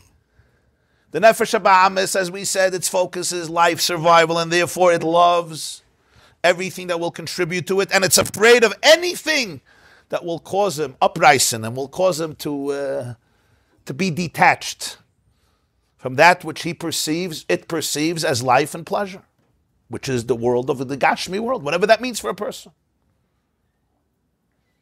For one person, it's food. For another person, it's validation, covet, attention, money, whatever it is. But I am the animal is going to be very emotional about it, and it's going to have both love and fear, and therefore it will create protectors. In other words, it will avoid anything that will compromise its ability to be able to be a functional animal. And as a result of that, I may create entire mechanisms of defense because of my fear. Because of my fear to be torn away from whatever I need to be torn away in order to be a Nefesh HaBahamis, I am going to construct defense mechanisms, and I'm also going to create those mechanisms in order to be able to pursue what I have to pursue. There could be so much manipulation in my life, exploitation, control. But all of that is one thing. It's rooted in the Ava and the Yira. I'm afraid of certain things, and I crave. It's crave and love, because this is what I perceive I need. This is the physical life that I need. This includes crushes on people, crushes on things. It includes all types of cravings and all types of fears. And we all construct very, very impressive systems in our brain that control and navigate. When you're having an intense emotion towards me, towards anybody else, very positive or very negative, there's something behind it. It's not stam. It didn't come from nowhere. You threaten me. You actually make me at peace. You I like. You I really don't like. You I'm going to get close to. You I'm not going to stay away from. And the same is true parts in me that I like and that I don't like. We create all of these things because the Nefesh HaBahamis lives with this Av and this Yid. It's afraid of being pulled away and taken away from anything that will make it less safe, that will cause a danger. V'zeu klolis inyan amidas nefesh HaBahamis sha'ave v'yidem binyanim gashmim v'chumra. The Ava and Yir, it's very intense. An animal loves and an animal is afraid. An animal runs and an animal runs away. It recoils. But it's all focused on the tangible and the physical and the material that I can describe as important for my safety, important for my gratification. Ukashem shebekdusha yeshna midas sichel and midas tivim keinu gam benefesh habahamis sheyesh midas sheboim mitzad havana v'asaga b'dvarim gashmim u'b'meila gam amida hi l'feyofen havana v'asaga v'lechein kashe einay mamik b'atoiv gashmi l'chol hapachis b'ofen sheyoven zeis b'havana v'asaga azay ein l'shaychus l'dover zeh. Ach lepam im yesh chlias hergish alev b'ofen gazeh shavel b'sheini menatzeles inyan ha-seichel or shadayin einay b'al-seichel mikol mekom yesh etzlei hamshachel la'adavar mitzad hergish alev. Just like in Kedusha, there's what's called midos sichlim and midos tivim. Midos tivim are natural, innate emotions. They're primal emotions that are not born from intellect. They're not born from meditation, from contemplation. And then there's midos sichlim, midos that are like born from seichel. We explained earlier that all midos are rooted in a place that's deeper than seichel. It's like children. Parents bring children to the world, but the soul doesn't come from the parents, it comes through the parents. The same is true with midos. But in midos itself, you have midos sichlim, like a baby without the father and mother doing the work. A baby is not born. The seichel is like the parents. The father is called Chachma, the mother is called Bina, Abba, Ima. And then you have the midas are called the Toldos, the children. The father needs to do the work. It's his beinanus, it's contemplation, more awareness, more contemplation until you develop an emotion. That's called midas sichlim. Midas tivim are midas that are more ingrained. You still always need some awareness, but it requires a minimal amount of awareness because this is just ingrained. It became a survival instinct. It became a coping mechanism. It became an emotion that doesn't require seichel. Says Nefesh Habahamis also has these two things. You have a Nefesh Habahamis that is more sophisticated. It developed priorities. It thought about things. It contemplated things. And then you have the Midas Tivim of the Nefesh Habahamis. This is the map that it drew up very, very early on, and it's ingrained in its nature. This you love, this you hate. This we go to, this we stay away from. This is danger zone, this is not danger zone. This is a place I can be present, this is a place I can't be present. So usually the Nefesh Habahamis is Midas Tivim. It's all the map of that Migdala very early on. And it's governing our emotions. But he says, don't underestimate. The Nefesh Habahamis also has Midas Sichlim. Develops a whole philosophical thing. Some people, some Nefesh Habahamis are very philosophical and even theological. And as you say, even spiritual. There's understand that Hashem guarantees its survival, right? It knows I have to survive and I'll do whatever I can. Whatever I can. And every midah is fueling that. It's fueling self-preservation. That's what it wants. That's what it needs. And that's what it does. It does it very, very well. All of its instincts are around that. Huh? Baruch Hashem. The question is, which level of the Nefesh Habahamis you're talking about? As we said, there's Neshama, there's Ruach, there's Nefesh. That's what he says. There's the Seichel of the Nefesh Habahamis. There's Midas of the Nefesh Habahamis and Midas that come from Seichel. He says that's why you'll have a Nefesh Habahamis if it doesn't go into depth in the goodness of it that it should understand, it won't have a Shaykhis. But sometimes he's not about Seichel, he's not using Seichel, but you still pull to something.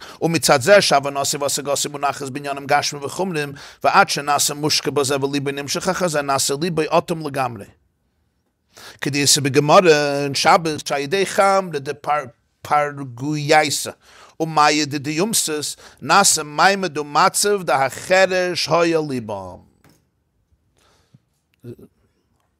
Because the whole Nefesh Habahamis, its understanding and its midas, are focused only on that which gives me survival, physical and material. I could become submerged in it. My heart is drawn into it. Nasa Libai Otum Legamri. So the heart often becomes plugged. I'm not sensitive anymore to the inner music of life. I'm just like living by rote. You know, they have in different states of there's different they say different frequencies you could be living in. Right? There's the frequency of guilt. There's the frequency of shame. There's the frequency of fear. These are frequencies. Very, very low frequencies. There's higher frequencies. There's the frequency of love. There's the frequency of connection. There's the frequency of serenity. There's the frequency of transcendence. Compassion. Higher frequencies. So there comes a situation, the heart just becomes plugged. I'm just now busy with just survival. My heart is not present. I'm not emotionally present. Because the Nefesh Habahamis has just been focused on one thing, and that becomes my entire story. And I'm not even aware of anything else. Like I wake up, I do this, I go to work, I do this. Like it just becomes like a computer program. I'm not alive anymore. Liboy otum legamri. The heart is stuffed. The heart is plugged. It's also a survival mechanism of the Nefesh Habahamis. And he brings a Gemara in Maseches Shabbos. I think it's about Rabbi Elazar ben Arach. So look at the Masechta Shabbos. I think it's here, Kuf Mem Zayin.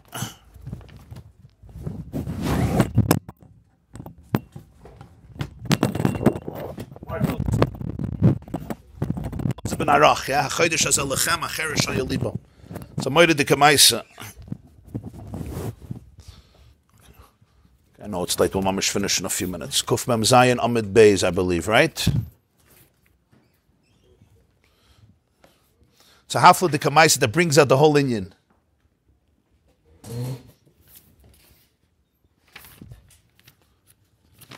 The Gemara says on Shabbos, Perek HaChavis, that Chamre de Parguyusa, Omaya de Diyumsis, the wine of a country, it was called Pargusa. Rashi says its wine was amazing, the wine of Pargusa. Omaya de Diyumsis, and the water of the river called the Yumsus, Kipchu Aseres Hashvatim Yisrael. It hijacked the 10 Shvatim, because the 10 Shvatim basically, they got indulged in it. Rashi says, Hoyu Balei Hana V'asukim Bekach. They became submerged in this. They were Balei Hana. They were looking for the benefit of this wine and this water, and it hijacked their souls. The Gemara says, Rabbi Elazar ben Aruch is one of the great Tanoim.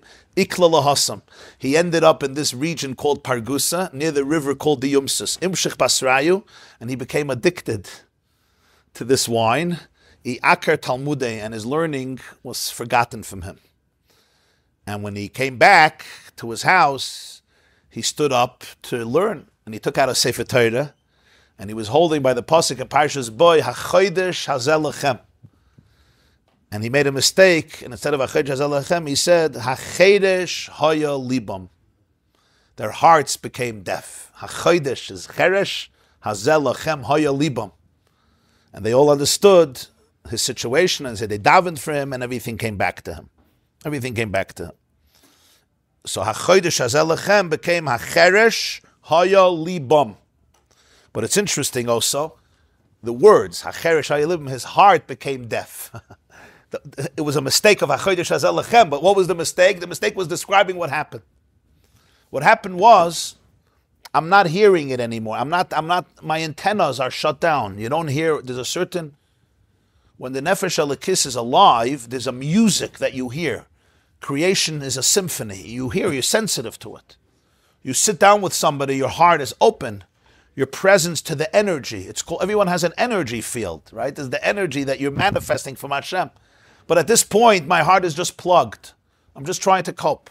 You know how sometimes you come home, you're exhausted, you're tired, right? The kids are screaming. All you could think about is getting to bed. It's not a moment of presence. But what if my whole life becomes that? My whole life becomes that. The leiv is atum.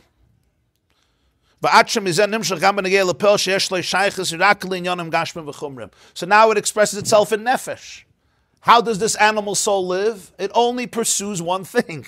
The only actions that are valuable are actions that will pursue the material and crass. The only things it will avoid is that which will contradict it. The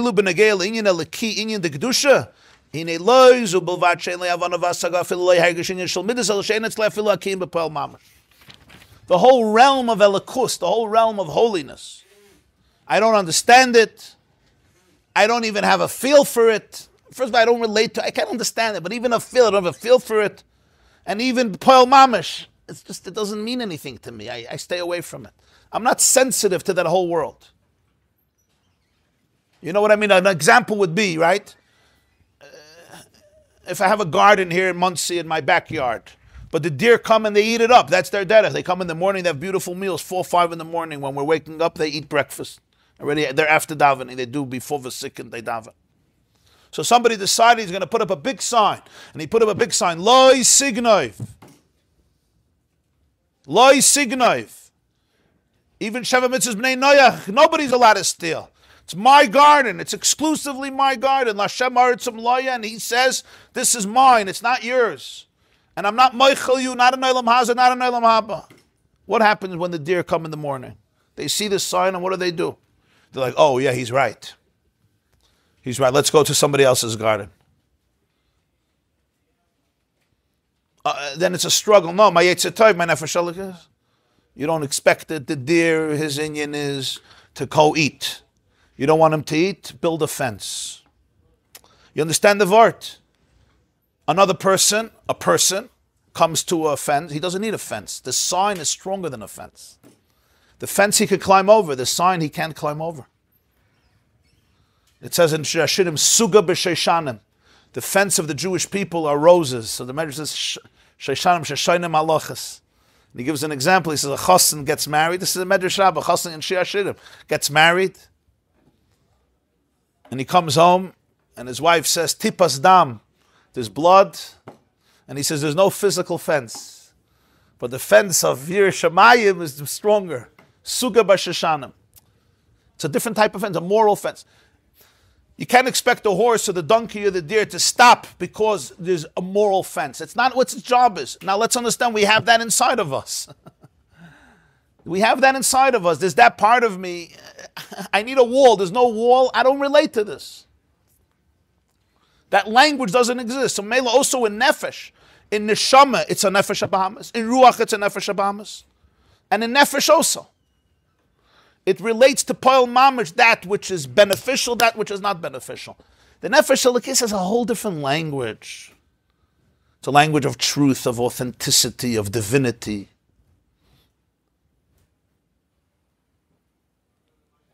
So he says, he finishes this inyan. Omnam b'nechei gei l'chol ha'inyanim de nefesh abahamis she'im b'chinas nefesh ruach neshama l'yosim koiches pnimim yesh al ze eitza. This is just the way we're created, but there's an eitza. V'hi le'eitzi l'harbis ba'or de nefesh alikis heich l'b'chinas neshama she'winyan havana v'asaga hainu she'yisamek ba'amoki yiseda b'havana v'asaga b'inyanim elikim v'ayidei ha'memutza de nefesh ha'sichlis yasbiram gam l'nefesh abahamis. The Nefesh Abahamis has seichel. It has what we call a prefrontal cortex. If you can get it into that space, it could listen. You have to talk to it. This is the Avodah. The Avodah is the Nefesh Alikis shouldn't run away. It should talk to the Nefesh Abahamis and tell the Nefesh Abahamis, I'm here. I want you to survive. I also want to survive. Now let's talk what survival is. Let's talk about life. The Nefesh Abahamis, once it has that safety and security, and the Nefesh Alikis will take care of it, the Nefesh Abahamis is open to hear all the truth in the world. It's not evil, it's not bad, it's not evil. And then it understands suddenly that its whole purpose is to serve as a Beis HaMikdash for the Nefesh Alikis. There's a hierarchy. It wants a hierarchy. The hierarchy is the divine soul, the animal soul, and the body. And the moment you want to give it to explain the hierarchy, the animal soul is very happy. It wants to be dead. The puppy doesn't want to run the house. The cub doesn't want to run the house. The horse doesn't want to be alone. The horse wants a horse master, wants a horse rider, doesn't want to be abused. Chas v'shalom. But the horse is very sensitive. When you get on a horse, you know, horses right away know if you're in control or you're not in control. The worst thing for a horse is when you're afraid of it and you don't know what to do, and then you leave it to the horse, and then the horse doesn't know where I'm coming. The horse doesn't have that tfisa. The horse needs you to tell the horse, megate. Megay dart, and then the horse will go much faster than you can. That's like the Nefesh Abahamis. So it's a powerful horse. The Alter Rebbe says this in Torah. The horse will take you to places you can't go, but you need to tell it where we're going, and you need to give it the security. You need to give it the confidence. Yeah, I know exactly where we're going. And then the horse will go and take you. The horse is good on its legs. The horse is not good for figuring out the destination of existence. That's not what it needs. The same is true of the Nefesh Abahamis. We put on the Nefesh Abahamis unnecessary pressure. It has to figure out life and has to figure out eternity. The poor animal soul, leave me alone. I just need to go to the bathroom. Leave me alone. I'm good for going to the bathroom. That's when I'm good. Don't tell me to decide what life is about, but that's what it does. So the Nefesh Abahamis decides this is life. The Nefesh Alikis needs to take control. When it takes control, the Nefesh Abahamis, if it could be assured, but you have to speak to it. It has a mind. It has a beautiful mind. It's a beautiful mind, but it's the mind of an animal. And the mind of an animal needs to be spoken to in the way that it can relate to. If you try to override it and you say you don't exist and you're b'chala meshugan and you're b'chala behema, bye-bye, I'll do my own thing. And you make a achlata, you're going to be the most refined husband in the world, and 20 minutes later you explode in anger. What happened? Because Yankee didn't say Advat Torah by the meal. You made achlata last night, you learned Mesilas Yesharim for the 20th time, and you decided you're going to be an edel person. There was one problem. Your Nefesh Abahamis wasn't learning Mesilas Yesharim. And not even Tanya. Your Nefesh Abahamis was hungry, and there's soup. So we have to talk to it, and we have to get it. He says you have to start with neshama. You have to talk to it. There's a memutza called nefesh hasichlis. Nefesh hasichlis is a rational soul. It can understand truth. It can understand all these stuff. It can even smile. And then if the Nefesh Abahamis takes you seriously, it can relax. And you know what happens then? What happens is it doesn't have to live in all the midas that it developed. It can choose connectivity over isolation. It can choose presence over detachment. It can choose courage over fear. It can choose trust over mistrust, love over hatred. It could start choosing things. It doesn't want to be in a place of danger where the whole world is a crazy, sick place and where I have to fight with everybody and I can't trust anybody. The Nefesh Bahamis wants love like any animal wants love, but it never knew how to get it. It did the best it can. But the Nefesh Elokis always remains in touch with truth and reality and knows the truth of who you are and didn't develop coping mechanisms. The Nefesh Elokis is not a coping mechanism. Just like God is not a coping mechanism. God is truth. It's reality. You understand? The Nefesh Elokis is not a coping mechanism. It's not a machine. The Nefesh Elokis is alive. It's the derivative of infinite consciousness. Do you guys like this as much as I like it? Huh? Huh? More. Okay. This is geschmack for the Nefesh Bahamis. Let's face it. It's like you have to be like Rabbi Preda. 400 times the Preda. The Gemara in Erevin. It's the Preda. The Preda, very good. Very good. The Preda taught his student 400 times because he understood how a Preda works. How a mule, not only an animal, a mule. Pered. Altiyu kesus kefered. Fered. En havin. And you know what it says, yeah? The Rabbi Marash said, what's Pered? Pshat, Remez, Drush. He's missing Sod. Pered. Pshat, Remez, Drush. Like he says here, huh? So Purim de Kamaimer, yeah? We learned it. Vayikach sus, sus. Sus. It's not Sod, it's 126, Kuf Chavov. But Pered is Pshat, Remez, Drush, without Pardes. Pardes is Sod. The Preda was expecting somebody to come in, and the student saw that he was distracted mentally, so he wasn't typhosit. He had supreme patience, supreme patience. Unbelievable. That means, I'm saying that the Nefesh Bahamis is the quantity patient. So all this has to be taught. The Nefesh Bahamis could be very patient. If it feels safe, it will be patient. What's the finish? And hit it 400 times. Because he was a worked out person. He was a worked out person. Presence is not easy. The Nefesh, one of the most famous coping mechanisms of Nefesh Bahamis is don't be present. Because if there's a fire, you're not present. You run, you always run. I'm in a conversation with you, what does my phone say? I can't talk to you. There's no exclusivity, there's no intimacy. Exclusivity and intimacy require safety. Right? Yechidus, Yachid, one, presence. Dalef ne'miyat ta'imit. I can't do that if I'm in a war zone. You're not allowed to do that. It's danger. Some Nefesh Bahamis, yeah, I'm hyper vigilant. I'm out of breath. And sometimes that's my lifestyle. I don't even know why. So we have all these names, ADD, SHMADD, ADHD, with all good. But a lot of it is, at an early age, I had to disassociate, or I had to go into a place of being hypervigilant. So you give me every name in the world, ADHD, it was a coping mechanism of the Nefesh Bahamis, which became habitual, and then my chemicals agree, and then it becomes a philosophy, and now I'm diagnosed for eternity. Yeah, I am ADHD. Now, I may be ADHD, that's fine, and there's also milus in it. Well, I was once giving a speech at Shabbos, and there was a group from a yeshiva, Rabbi Kalish's yeshiva, Waterbury. They were here for Nufr, so a bunch of them came to here. And you know, I don't always speak short, unfortunately, as some of you know. Today's Shia can prove it too. And it was a pretty long drasha. And one of them was sitting in front, right in front, and I happened to know him. He was diagnosed with every ADHD symptom in the world. There was not a symptom of attention deficit that he wasn't dying. And he sat there listening like this, glued, and he really took it in. And afterwards he came over to me and he said, you know, you could have gone another 6 hours and I would have stayed. I said, you? You're quintessential ADHD, everybody knows. Your reputation precedes you.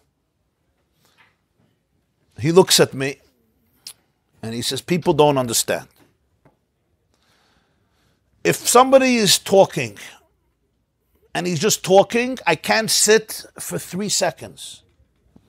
If you hit the spot, I could sit for 12 hours. If you hit the spot, I could sit for 12 hours. You understand? So this whole diagnosis, he says, it's not so simple. If it's not stimulating a certain part in me, you're right, I can't sit for 3 seconds. I don't know how to force myself to sit in a boring situation. I don't know how to do it. But if you're stimulating that part, if you're going in. I'm done. The same is true with the Nefesh HaBahamis.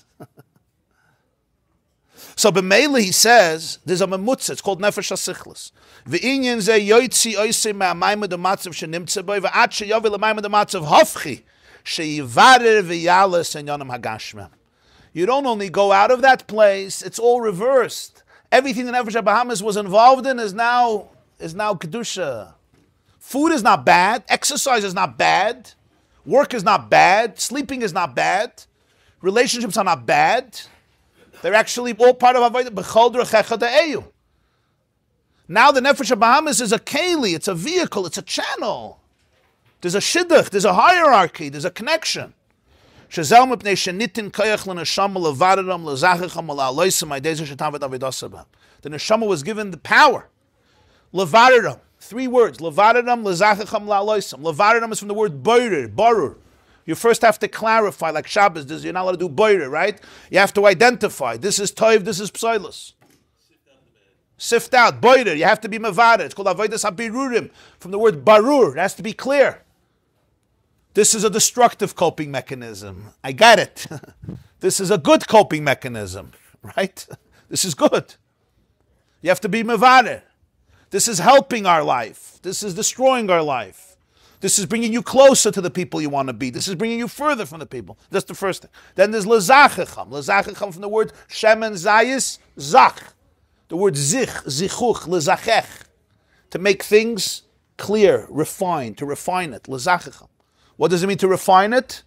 To refine it means you take the very experiences of the Nefesh HaBahamis and you're mezaka, like there's a Ratzak Baruch Hu lezaka is Yisrael, also from the word zichuch. To purify it, to clarify it. Once you are mavader what it is, and you separate the type from the psalus, what's type, what's the psalus, now you can begin the work of refining it. And then it's all sublimated, it's all elevated. Through working the avodah in it.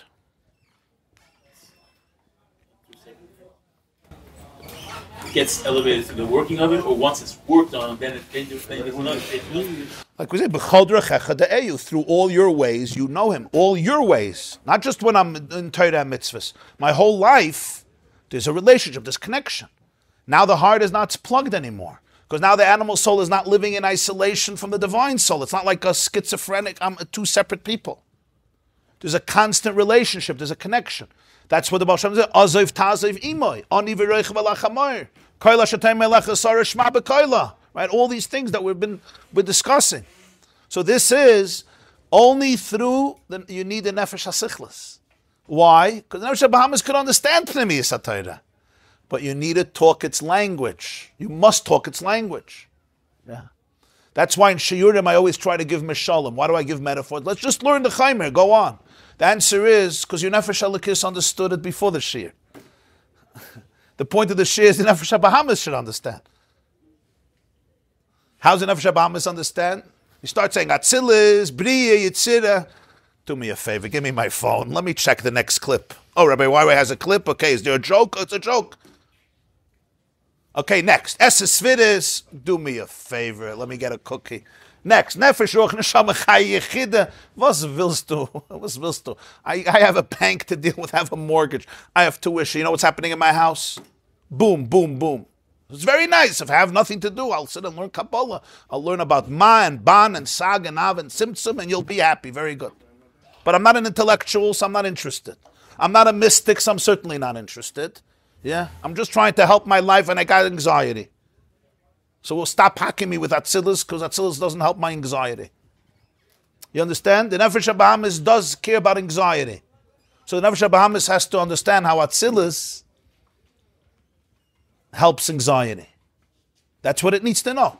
And it does. Why? Because Atzilus means that you can experience all of life as an extension of oneness.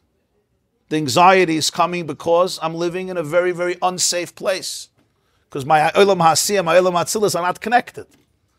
I'm living a very fragmented life. I'm very scared. I'm not present. My heart is not open. I can't be relaxed. I can't be in a joyous state.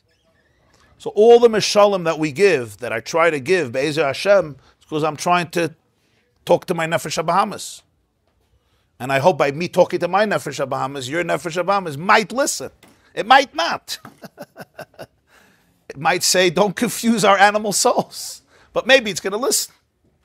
I had a Zayd, his name was Gershon Ber Paharer. He was a chassid of the Tzemach Tzedek. So he had a minhag. When he would daven, he would translate words in Yiddish constantly. He would translate words in Yiddish. So somebody asked him, "Verstehst nicht the Lashon Kodesh? What are you?" So he said, "My Nefesh HaBahamis versteht besser auf Yiddish." My Nefesh HaBahamis besser auf Yiddish. My Nefesh HaBahamis versteht besser auf English. But Yiddish was Maamar Lashon. It was a Yid from Russia. Pahar, a city called Pahar. So he said, you understand the word? I'm not davening for my Nefesh Elikis. My Nefesh Elikis knew everything before davening. I'm davening to talk to my Nefesh HaBahamis. The Nefesh HaBahamis understands Yiddish, doesn't understand the language. It knows the language, but it understands, you have to talk to it in Yiddish. But it's an approach. And then how do you talk to the Nefesh HaBahamis? So it's not just a language issue, it's the whole idea of language. What speaks to it? Huh? Yeah, so linguistics is also part of the Nefesh. It's another subject that I could learn. Linguistics, it's a very geschmacka subject. So there's no nekuda in life that the Nefesh HaBahamis can't connect to the Nefesh Elikis. Everything could be sublimated. That's the ani v'roich v'lachamar. The question is the consciousness, the perspective. What is it about? That's why the Nefesh HaBahamis is not evil. It's not evil. It exists. And it's work in progress. Everyone, it's work in progress. But it's work in progress. How? By communicating with it. How do I communicate with it? I must know its language. If I override it by using the Nefesh Elikis language, it's nice, but you're not talking to Nefesh HaBahamis. And that's why so many people get frustrated. They learn Chassidus Svarim. They want to become better Jews, right? Some of you know this very well. You learned for years Chassidus Svarim, and you learn about Klippus and more Klippus and more Klippus and Kedusha, and then you start fasting Shovavim, and then you start fasting Shovavim Tat. And then you're doing these tikkunim and that tikkunim and that tikkunim. And then you come home and your wife says something and boom, all your tikkunim went straight down the sewer system. All your svarim, all your tikkunim. Your kid suddenly is having an experience, a challenge, and everything you learned, it's down the drain. And you feel horrible with yourself, and now you feel guilty, so now you get more angry, and now you feel more guilty, so now you start killing yourself more. At this point, you're miserable. What was missing? You're a wonderful person. You're taka wonderful person. But you need to know the language of your Nefesh HaBahamis. You need to know your guf, your Nefesh HaBahamis is responding to perceived danger. If your kid is not going to give you nachas, your family is going to be destroyed. There's going to be no shidduchim for your family. You are frightened. Your father is going to tell you that you are his nightmare. You are his nightmare. You're not like all your brothers. You're not like all your brothers. I was once in a house, in a beautiful community, not far from a very Chassidish community, a simcha. So the father, the Zayda, comes over to me, and he says, "You want to know what nachas is, Rabbi Jacobson?" Shows me on the wall a letter. He has, Baruch Hashem, 14 kids, Kanai Hara. And the letter says that we are making a achlata never to use a smartphone. Never. It's not coming into our issue, it's not coming into our home. And they all sign, all the kids sign. And the father, he says, Das is nachas. Das is nachas. 14 kids, 13 kids signed. 13 kids signed that they don't have a smartphone. Not at work, they're going to use it between 6 and 7, when you don't make kiddush. But I see one of the boys is not there, one of the sons. I happen to have a relationship with him. So I asked him, why are you the only one that didn't sign? Was Felder is giving your father nachas. Everyone else gives your father nachas. He says, I was the only one that didn't want to lie. He says, I'm the only honest one, basically. He tells me. He said, I was the only one who didn't want to lie. I don't think you should give nachas to your father by lying to him. That's what he said. It was such a powerful lesson. I'm not advocating that you shouldn't sign letters that you don't have an iPhone. If you can get rid of your iPhone, you'll spend more time with your wife and kids, besides all the other things. That's not my point. My point is, you have to have the language, how you talk to the Nefesh HaBahamis, the Guf. It has its own language. And its language, that's why the Rebbe is explaining this. You have to know about it. So you learned Tzvarim, you learned about Klippus and Kedusha, and you're a Kaddish V'Torah, and you go to the mikveh, and it's Moiridik, and it's Taka Gevaldik. But the Nefesh HaBahamis needs to get the memo. The Nefesh HaBahamis gets the memo by communicating with it. And how do I communicate with it? Well, I understand its anxieties. I understand its fears. I talk to it. And you need to make a lakus accessible to the behemoth. That's what Dira B'Tachtoina means. The behemoth will verstehen. And when the behemoth understands, then the horse will take you to places you can't go on your own. It's not just the Nefesh HaBahamis needs the Nefesh HaLekis. The Nefesh HaLekis also needs the Nefesh HaBahamis. One of the Chidushim, the Rebbe says, the Nefesh HaLekis needs the Nefesh HaBahamis. It works both ways. It's a symbiote, it's a marriage, it's a relationship.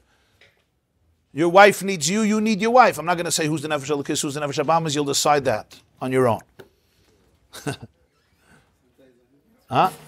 Maybe one day Azay, depends who. Or both have Nefesh HaLekis, both have Nefesh HaBahamis. It's more geschmack. But the point is, it's a symbiotic relationship. Everybody have a beautiful day and a wonderful day. And Atzlacha Rabbah. Be'ezer Hashem will continue this Maamar Monday morning, 7:45 a.m. Shabbos is our regular schedule. We're going to learn on Shabbos. I feel the same as Dr. Russell. Atzlacha Rabbah. Thank you. That means a lot. That means a lot. I saw you took it all in, huh? Thank you so much. Yeah. I know, they made a mistake. I told them too late. It's not their fault. Yeah? Tefillah Zaka. I think this is, no? Zaka, no? Rain. Yeah. So Moide de Kavod from the Rebbe once had a Fabrengen. Yutas Kislev Tavshin Chai. It says in Gemara in Sanhedrin, there's a stid about Mashiach. It says one place, Be'ita Achishena. And it says, Va'aru imanane shmaya. We're going to go on the clouds of heaven to Gula. Another Navi says, Ani v'reichav alachamoy. Mashiach is going to go on a donkey, not on clouds.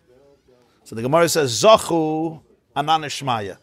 Loi zachu ani v'reichav alachamoy. Huh? Yeah? Right? So you tied Zachu from the word Zakos, Zach. So if there was already a Zakos, so it's Anane Shmaya. If not, you have to still work through the Chamar, Loi Zachu. Yeah. Well, obviously, the Eberstein was taking the insurance policy because he kept the donkey alive for Ram, for Moshe, for this. So the donkey alive, like the Maharal says, when you have Midrashim, it's not always physical. It could be metaphoric.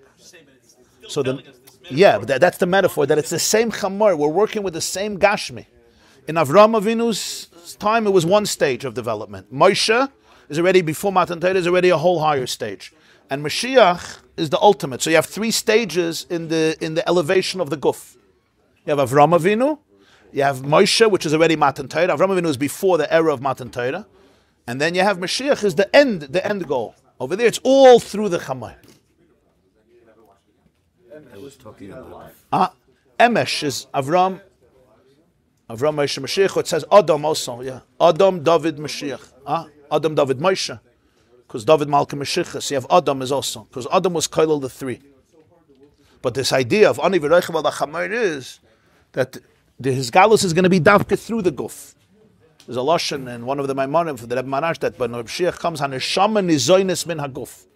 The soul will get its nutrients from the guf. The shirish haguf will be revealed, the true shirish of the guf. So the neshama will be now. The neshama gets its own mazin, and the guf gets mazin through the neshama and through food, which also has a neshama in it. Then we neshama nizoynes min haguf. So to knock the guf, not only is it against everything, but it's also completely misunderstanding the whole tachlis of the fusion between neshama and guf. The whole Tchiyas HaMesim means that all the work we put into the guf is eternal. In other words, a Jew could think, why is Tchiyas HaMesim a Yisoid in Yiddishkeit? Why is it one of the 13 principles? Let's say there won't be Tchiyas HaMesim. You die, you go to Gan Eden. What Barash? I understand Schar and Einish. It means there's consequence, there's a God, yeah? It means the difference between Hitler and the victims of Hitler. I understand Schar v'Einish. The difference between a murderer and a victim. I get that. The difference between those who perpetrated 9/11 and the victims of 9/11. The difference between the Hamas who got killed and innocent people who got killed. We understand. But Tchiyas HaMesim, why is that such a Yisoid in Yiddishkeit? So one of the answers is because we work, a whole shir, we explain that, we work with the guf, with the nefesh habahamis, it's all going to die. So you put on work for 120 years, it's all dead. It's all gone, becomes fodder for the worms. Pshat is like this. We learn about Bekama, Shinui HaChoyze Libriyosoi, Eino Shinui. If you take in Gneva, if you steal something, you make a Shinui, so there's a kinyan, right? You just have to pay back. But it says if it's a Shinui HaChoyze Libriyosoi, if it's a change that's revertible back, it's not called a Shinui. So since the guf dies, but it's a Shinui HaChoyze Libriyosoi, the change of death is going to come back with Tchiyas HaMesim because the DNA stays alive. And the etzem laws is there. Huh? The etzem laws, mimenu nivna kol haguf. So it's a Shinui HaChoyze Libriyosoi. So even the time of Misa, it's not an absolute Shinui. So all the avodah in the guf is also eternal. That's Tchiyas HaMesim. Tchiyas HaMesim means... Yes, I'm saying all the avodah in the guf, it's not you just did it for a few years. That avodah itself is an eternal avodah. But then why doesn't Tchiyas HaMesim last forever? It only lasts for 1,000 years. So there's Machlokes Rambam and Ramban. That's the Machlokes Rambam and Ramban, right? The Rambam holds Tchiyas HaMesim is not the ultimate. But the Ramban holds it as the ultimate. Tzemach Tzedek writes, "V'cheinu hachras azmur." In other words, the Chachmei HaKabbalah v'Achsidus agreed with the Ramban. So it's going to be Niski. Yeah, Machlokes. It's a big Machlokes Rambam and Ramban. And Derech Mitzvah Chetzitzis, he has a whole mitzvah. The Tzemach Tzedek says the Rambam holds that the Tachlis is Ruchni. The Ramban says the Tachlis is the Gashmi. The Rambam spoke from the philosophical perspective. Ruchni is higher than Gashmi. The Ramban is more consistent with Kabbalah, where the Gashmi ultimately is higher than the Ruchni. It's an interesting machlekes. It's Elu V'Elu Divrei Elokim Chaim. It's different perspectives. You start off with the Ruchni being higher than the Gashmi. You end off with Kol Shetem Melech Sarah Shma B'Kaila. Whatever Sarah says, you listen to because the guf knows better. The Rashi says that the Avos were toughl to the Imayas B'Nevias. They were subservient in prophecy to the Imayas. So whatever Sarah says, the guf has a Nevias that even the Neshama doesn't have. Don't we say lost love of the women will be more? That's the same idea. Eishes Chayla Teres Baila, that the women will be higher than the men. The Keva to Soviv Gover, and the femininity will be the mashpia to masculinity. Dominant. Yeah, it's going to be dominant because the world is not going to be based on dominance. The world will be based on oneness. You understand? When the world is based on dominance, so then masculinity is more dominant. When reality is based on oneness, not on dominance, so automatically femininity prevails. Because women are more spiritual. Because what's the difference of masculinity and femininity? Yeah, masculinity works in the place of dominance. Alpha male. Ish darkei lichboish. Yeah, the Gemara says darkei shalish lichboish. That's what Yave Amayni Amayavi, V'lay Amayni Samayavis. The Gemara in Yavamas Ish darkei lichboish. Right, darkei shalish lichazer. Kol kfuda bas melech pnima. The language of femininity is not the language of conquest; it's the language of oneness. So, in a world of dominance of galus, masculinity prevails. But that's galus. In a world of oneness, it's not dominated by dominance. It's dominated by non-dominance. It's dominated by oneness. So that's femininity prevails. That's why today you see that the avodah is not. It used to be, even by Jews. You can't compare Judaism to other cultures, but women in previous generations had this, was so to speak a different status. More women than men when we went in. Right. Yeah. Same thing. The women didn't fail when it came to the spies, when it came to the Chet HaEgel. All the major mistakes that the Jews made, the women stayed away from. By the Mishkan, they came first. They gave first. By Yavoyu Anashim al Anashim. By Matan Torah, it says Koisem Lebeis Yaakov, the women first. So Matan Torah, the Mishkan, They were first. And the Egel and the Meraglim, they stayed away from. That's why they came into Eretz Yisrael. Shiras Miriam. Much more, yeah. Much more. Miriam, Shiras Miriam, the women were more prepared. Yeah. But it said, but the closer you get to Mashiach, which is Aliyas HaMalchus, the more and more you see that the whole Avodah Ruchnis today has to be only with the women and through the women. In other words, like in a marriage, the man does his own thing, and the woman, takes care of the Gashmis. That model doesn't exist anymore. Not successful anymore. Fakert. Because the whole Avodah today is a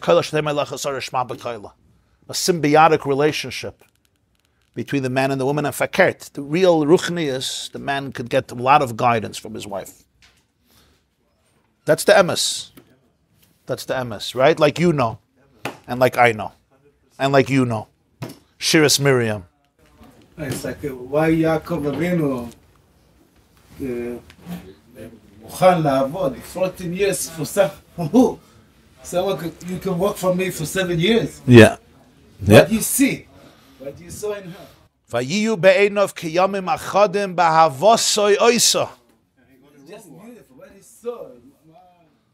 If he loved her so much, so then 7 years should have been like 70 years, not like a few days. If you love somebody so much, so you're waiting. So the waiting is much longer. The pshat is b'havosoi oisa. Sometimes people love her because they love themselves.